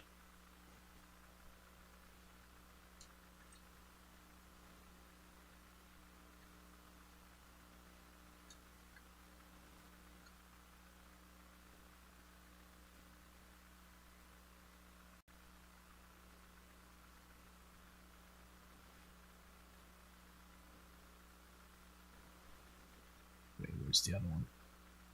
Ah, come on. Oh. Interesting. I didn't actually place the seam in the same place. Okay. Well, that's not gonna do.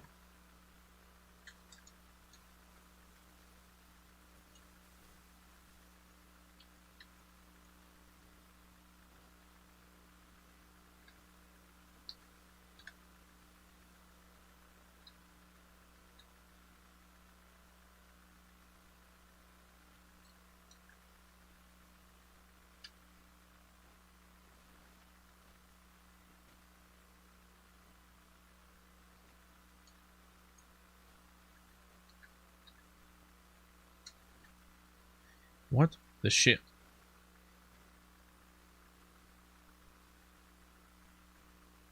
Why is it not the same?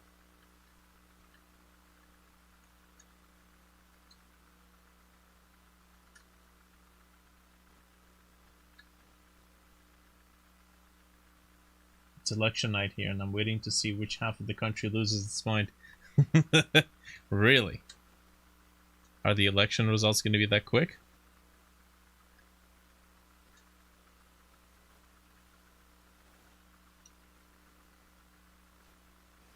Oh, I see what happened. I just left it there.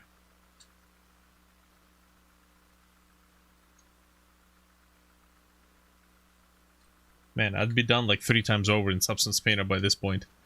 God damn it. Okay.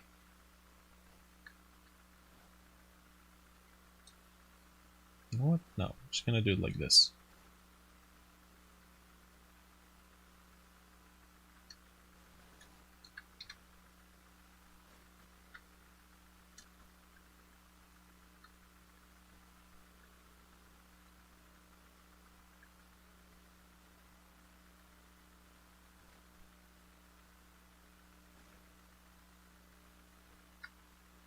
Oh, wow. That's a surprising match, except for this one.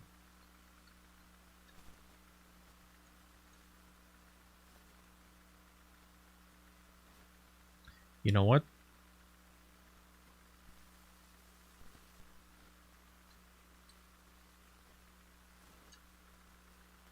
Don't anybody look. Be very, very quiet. We are moving UVs. Oh.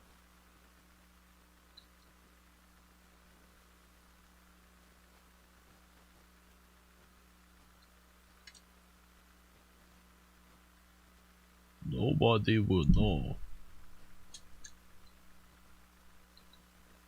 It's hacking season. Damn it.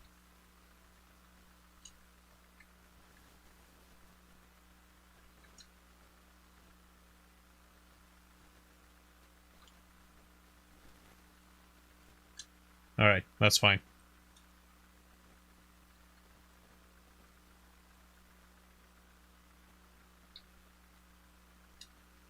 Have an add-on to set and get textile density. It's quite useful. Textile density, that's to make sure that all UVs are roughly the same size. God, this looks like shit. Shit. You know what? We're hiding it.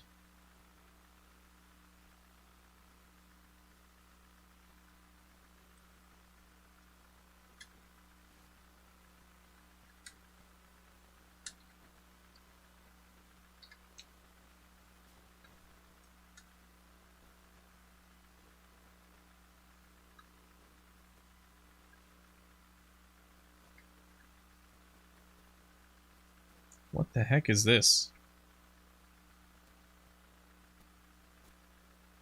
20 vertices merged? Oh boy. That's lovely. What?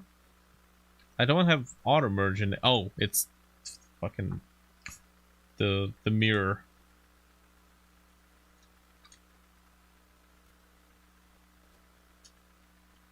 Okay. There we go. And then what are we doing with this?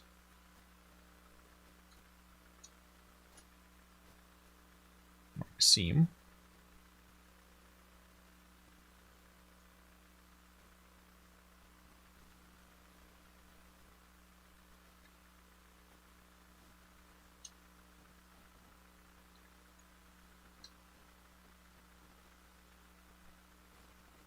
Mm-hmm.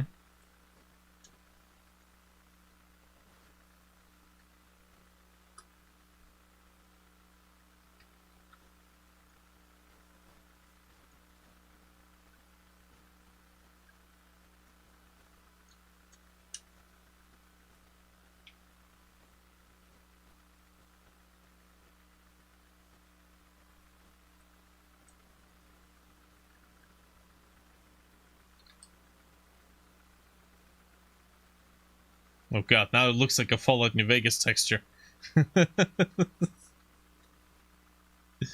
Oh no.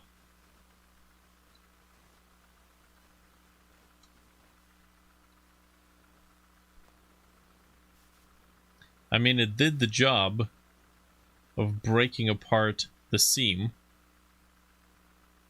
but it did so through shitifying the entire damn thing.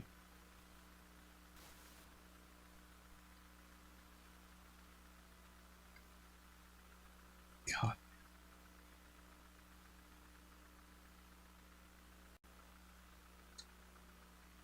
This must be what it feels like to be a texture artist on a AAA project.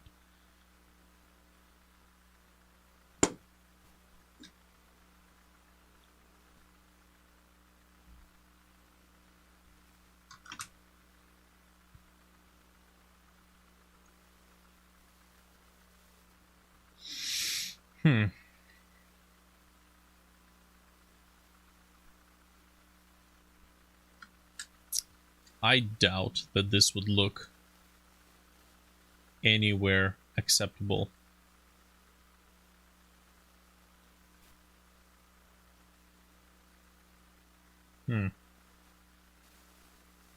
Seeing this in Doom wouldn't even pop out. Which Doom? The 2016 or the first one? Or Doom 3? I mean, even nowadays, you can find AAA projects that have some wonky UVs. It's like, as long as the overall presentation and picture and experience is good. I don't know why I'm stressing over this.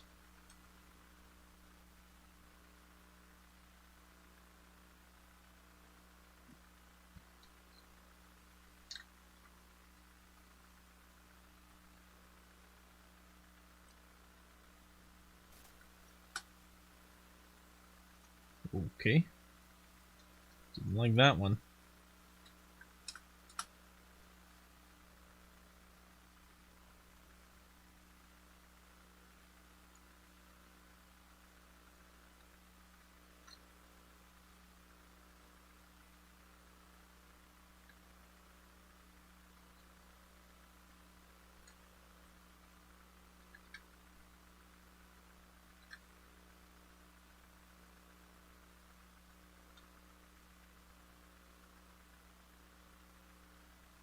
Okay. This one ends right here. So this one. Control M, X. Will end right there as well.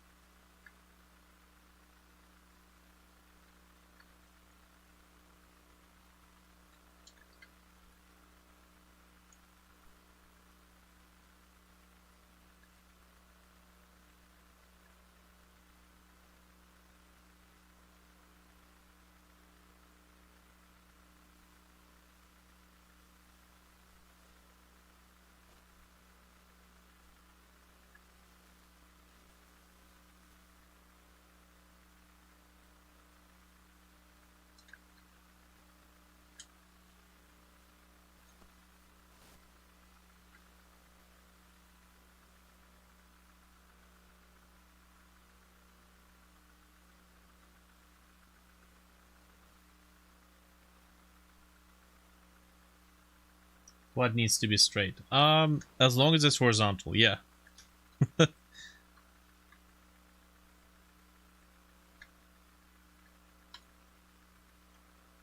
I know there's a little bit of skew, but again, this is a really tiny detail.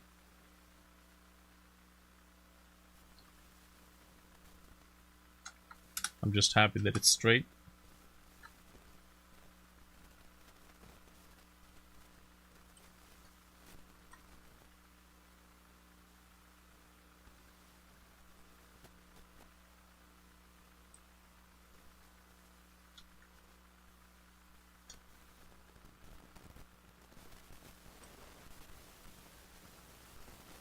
Two hours and no breaks so far. Yeah, that's not good. The biggest pain in the ass is matching up these edges.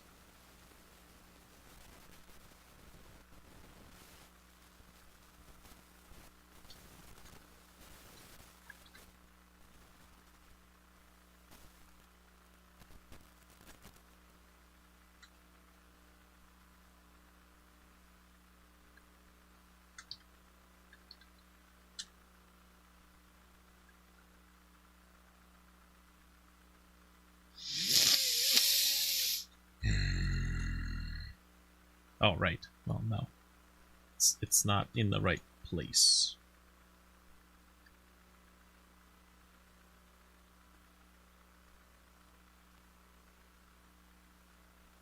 Actually, it's not in the right orientation either.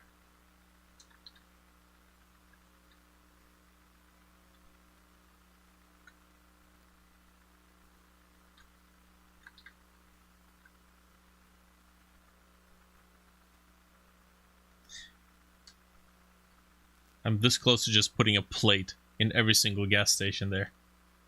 I'd like to see it in engine. I would like to see it in engine.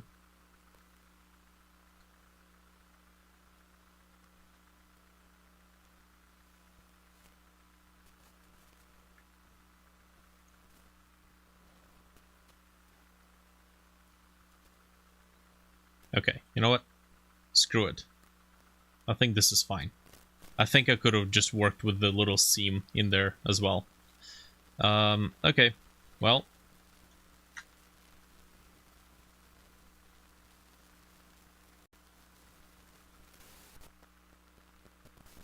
Service counter medium. So it's already in the right place. Object. OBJ, visible. No, selected. One file.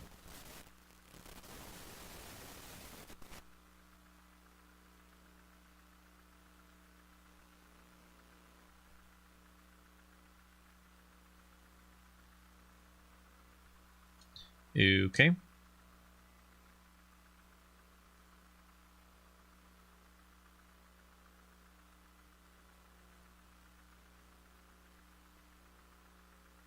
What the? Beautiful. I love it. That's it. I told you not to export the material. Why are you doing... Oh, no, I didn't. I told it to just export. Okay. Can't use the plugin to get the materials loaded automatically, unfortunately.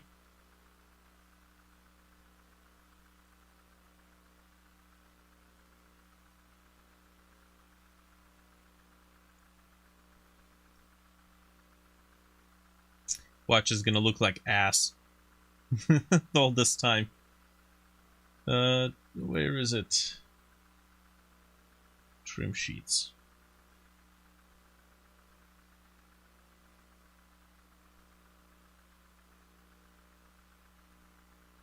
Painted seamless. Trim shits. That's what they are.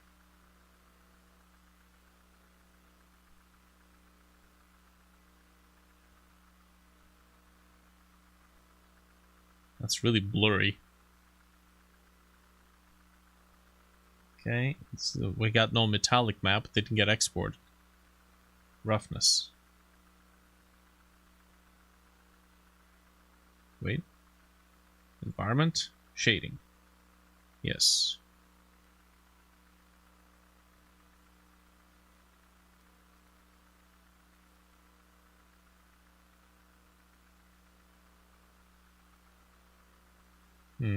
That's really, really strong.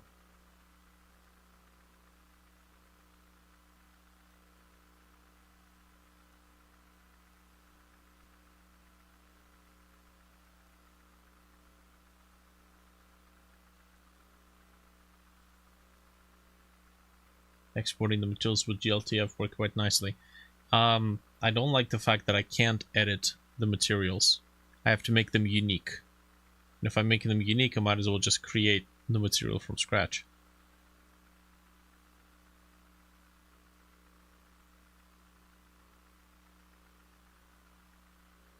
I don't think there's any point in name and inclusion. It's pretty minimal. Also, I think our normal might be flipped.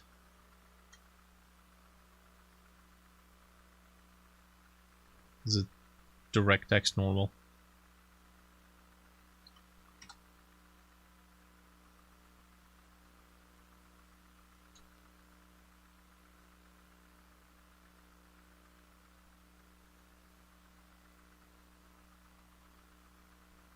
Well, I gotta say, it looks like not the best.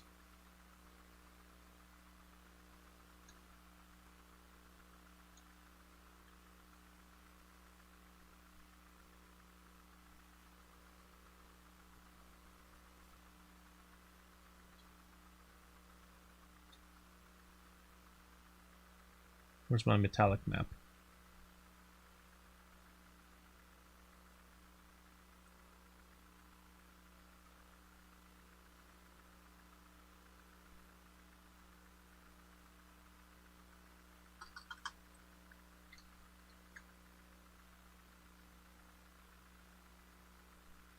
It doesn't look that bad. Too much work.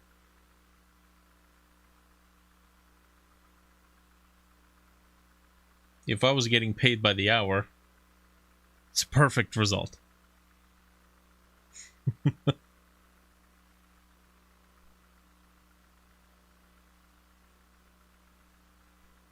Okay.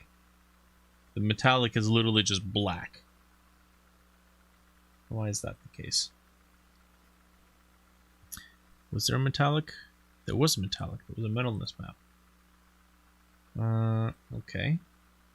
Can we get something that isn't just black?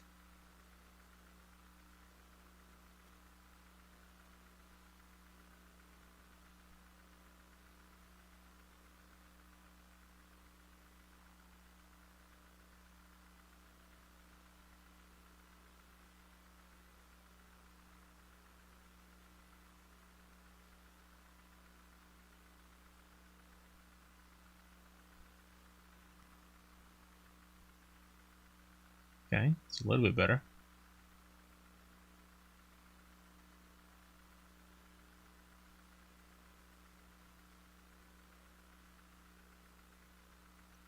Would be faster with better texture setup. This is the first time we've done this, so it's a little fucky-wucky.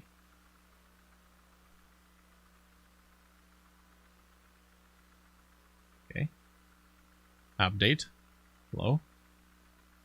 No.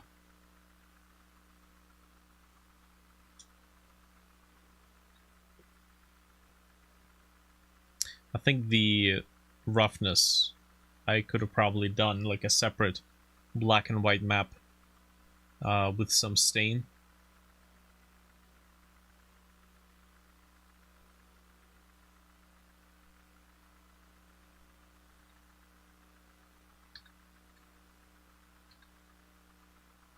What in the shit?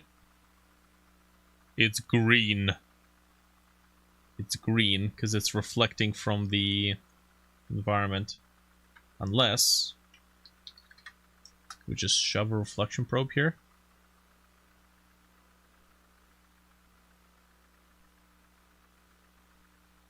Oh yeah.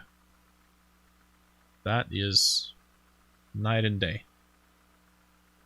It's an interior.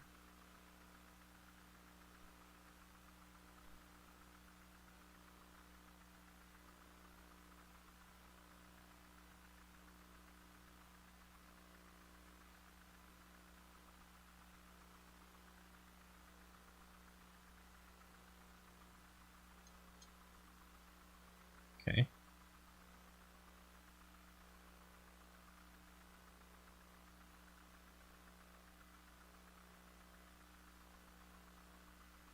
Okay, that's really wet. But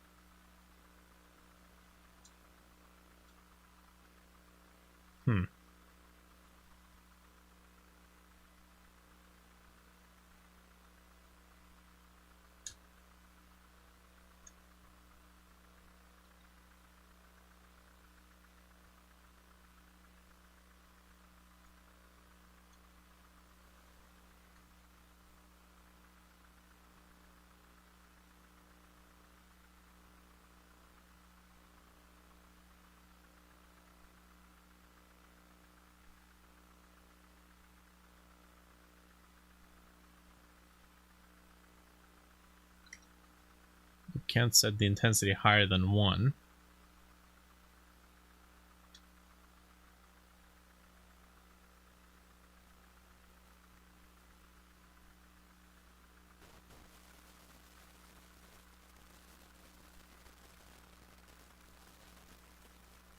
Okay. Let's take a look at this.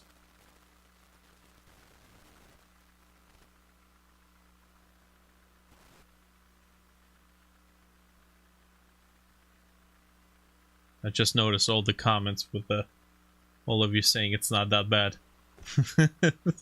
Fair enough. What the fuck?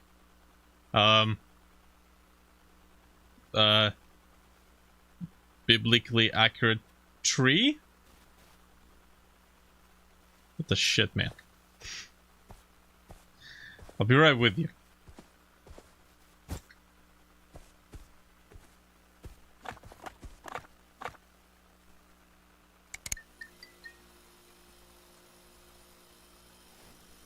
I guess this will work okay.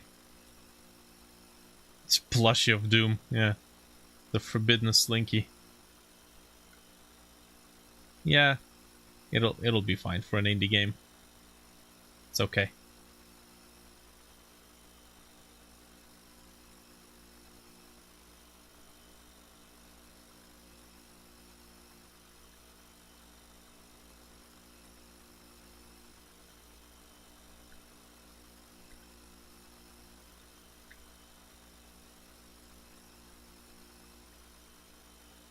I think we need to push the flashlight a little bit further to the side and maybe a little bit further away from our face, because this is taking up almost half of the screen real estate.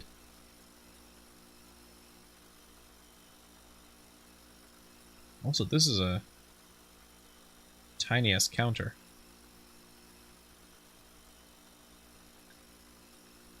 Are those gutters come from volumetric fog? Yes. Okay. Now what the shit happened there? Ah, yes, it's the... I thought would I put that one.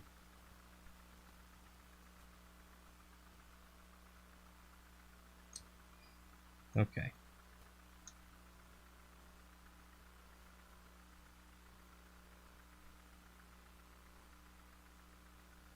Tree cluster. Failed to find tree spot. Wait a minute. Is that because I turned off the collisions on the terrain for testing? It shouldn't be running the distribution. Yeah. Oh yeah, I think that's exactly what happened. Okay, well...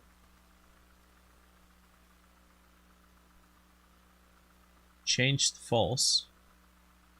It's not supposed to be updating unless we do one of these. Unless we switch one of these values.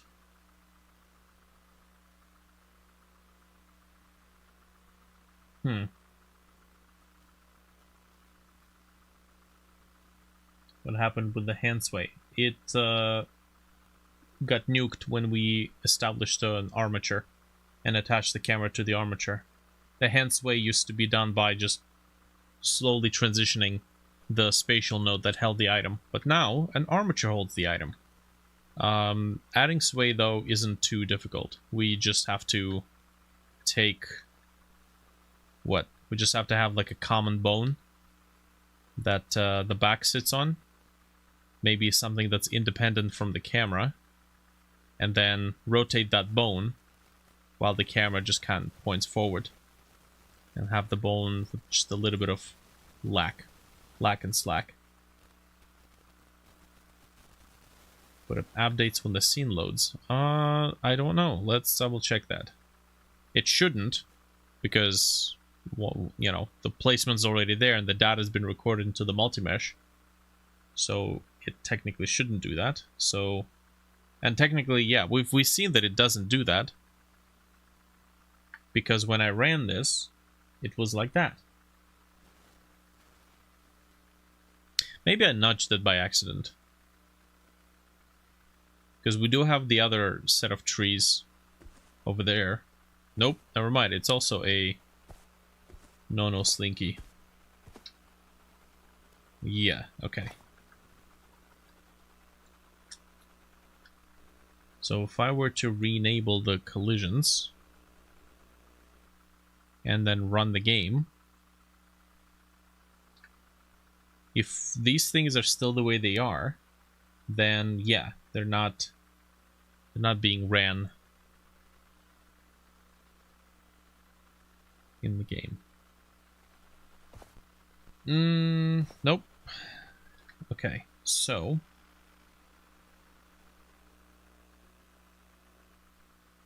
do this. Cool. Maybe I should have some sort of like a locked variable that prevents this from running after the fact. Let me see.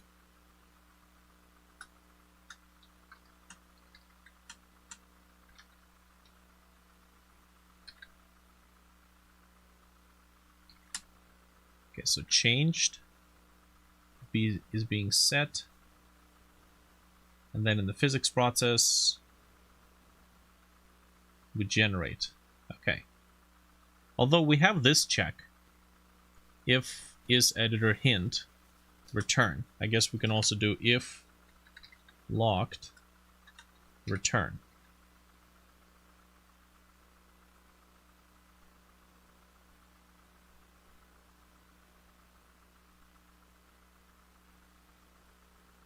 Annotations.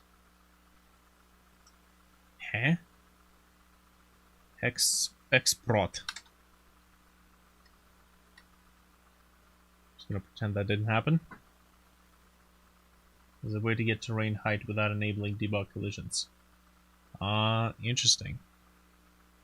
The space state doesn't actually do anything when the terrain collisions are disabled there, unless I have to talk to the terrain directly. It's kind of a pain in the butt. I'd like to not have to do too much of that. Okay. So if I do this, that works. If I lock it, they stay the way they are. Even if I turn off collisions and then nudge it, it stays the way it is, and then we run.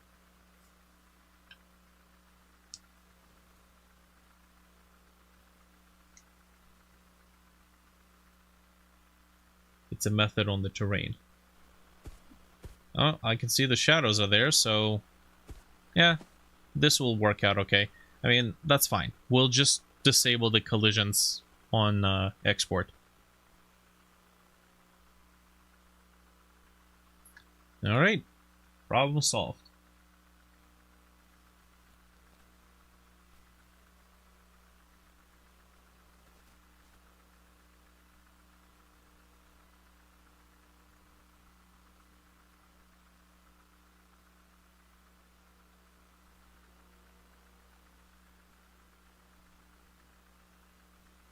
Good, and then we lock it, and we don't touch it. That, I think, should work out just fine.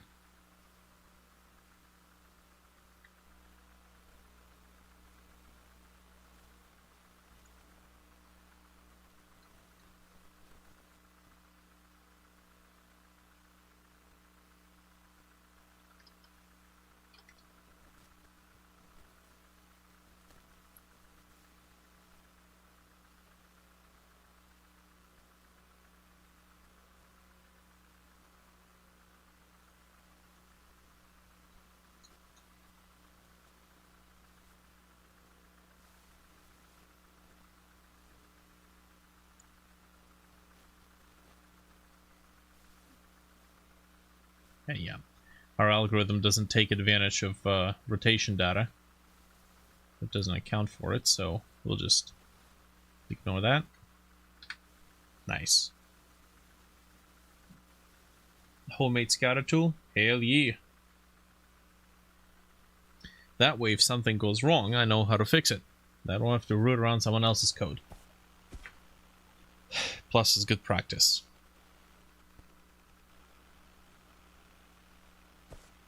Nice. Yeah, probably gonna have to do some sort of a tileable texture on these.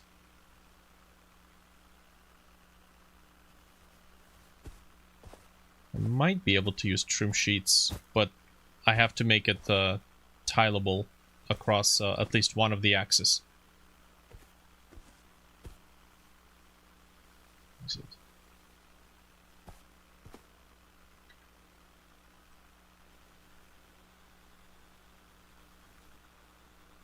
I swear it looks like something out of Fallout 3, especially this top bit.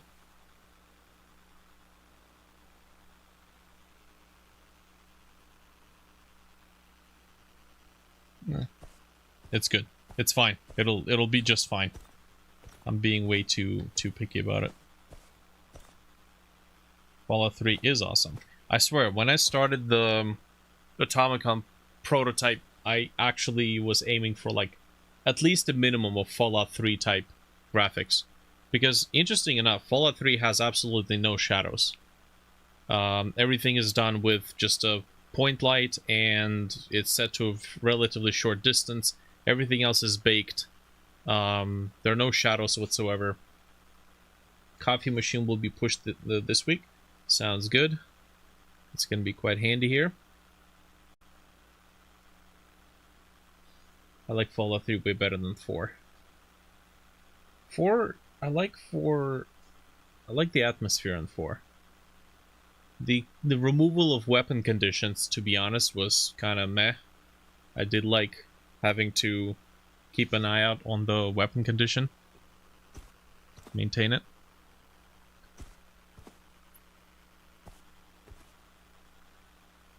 I think most of our troubles today were pretty much all due to the fact that the texture was not horizontally tiled. We could have been done pretty damn quickly with this mapping. Fallout New Vegas is it's the best in your sense. Yeah, the writing in Fallout New Vegas is quite awesome.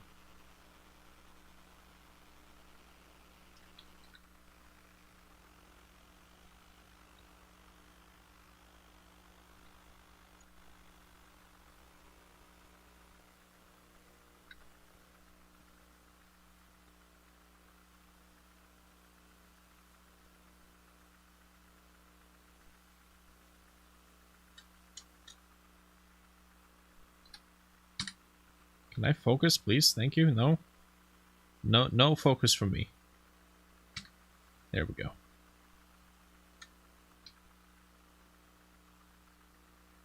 Alright, well, I mean, this looks pretty dang good. We did spend 2 hours, no break. God damn it. We still need to texture this thing.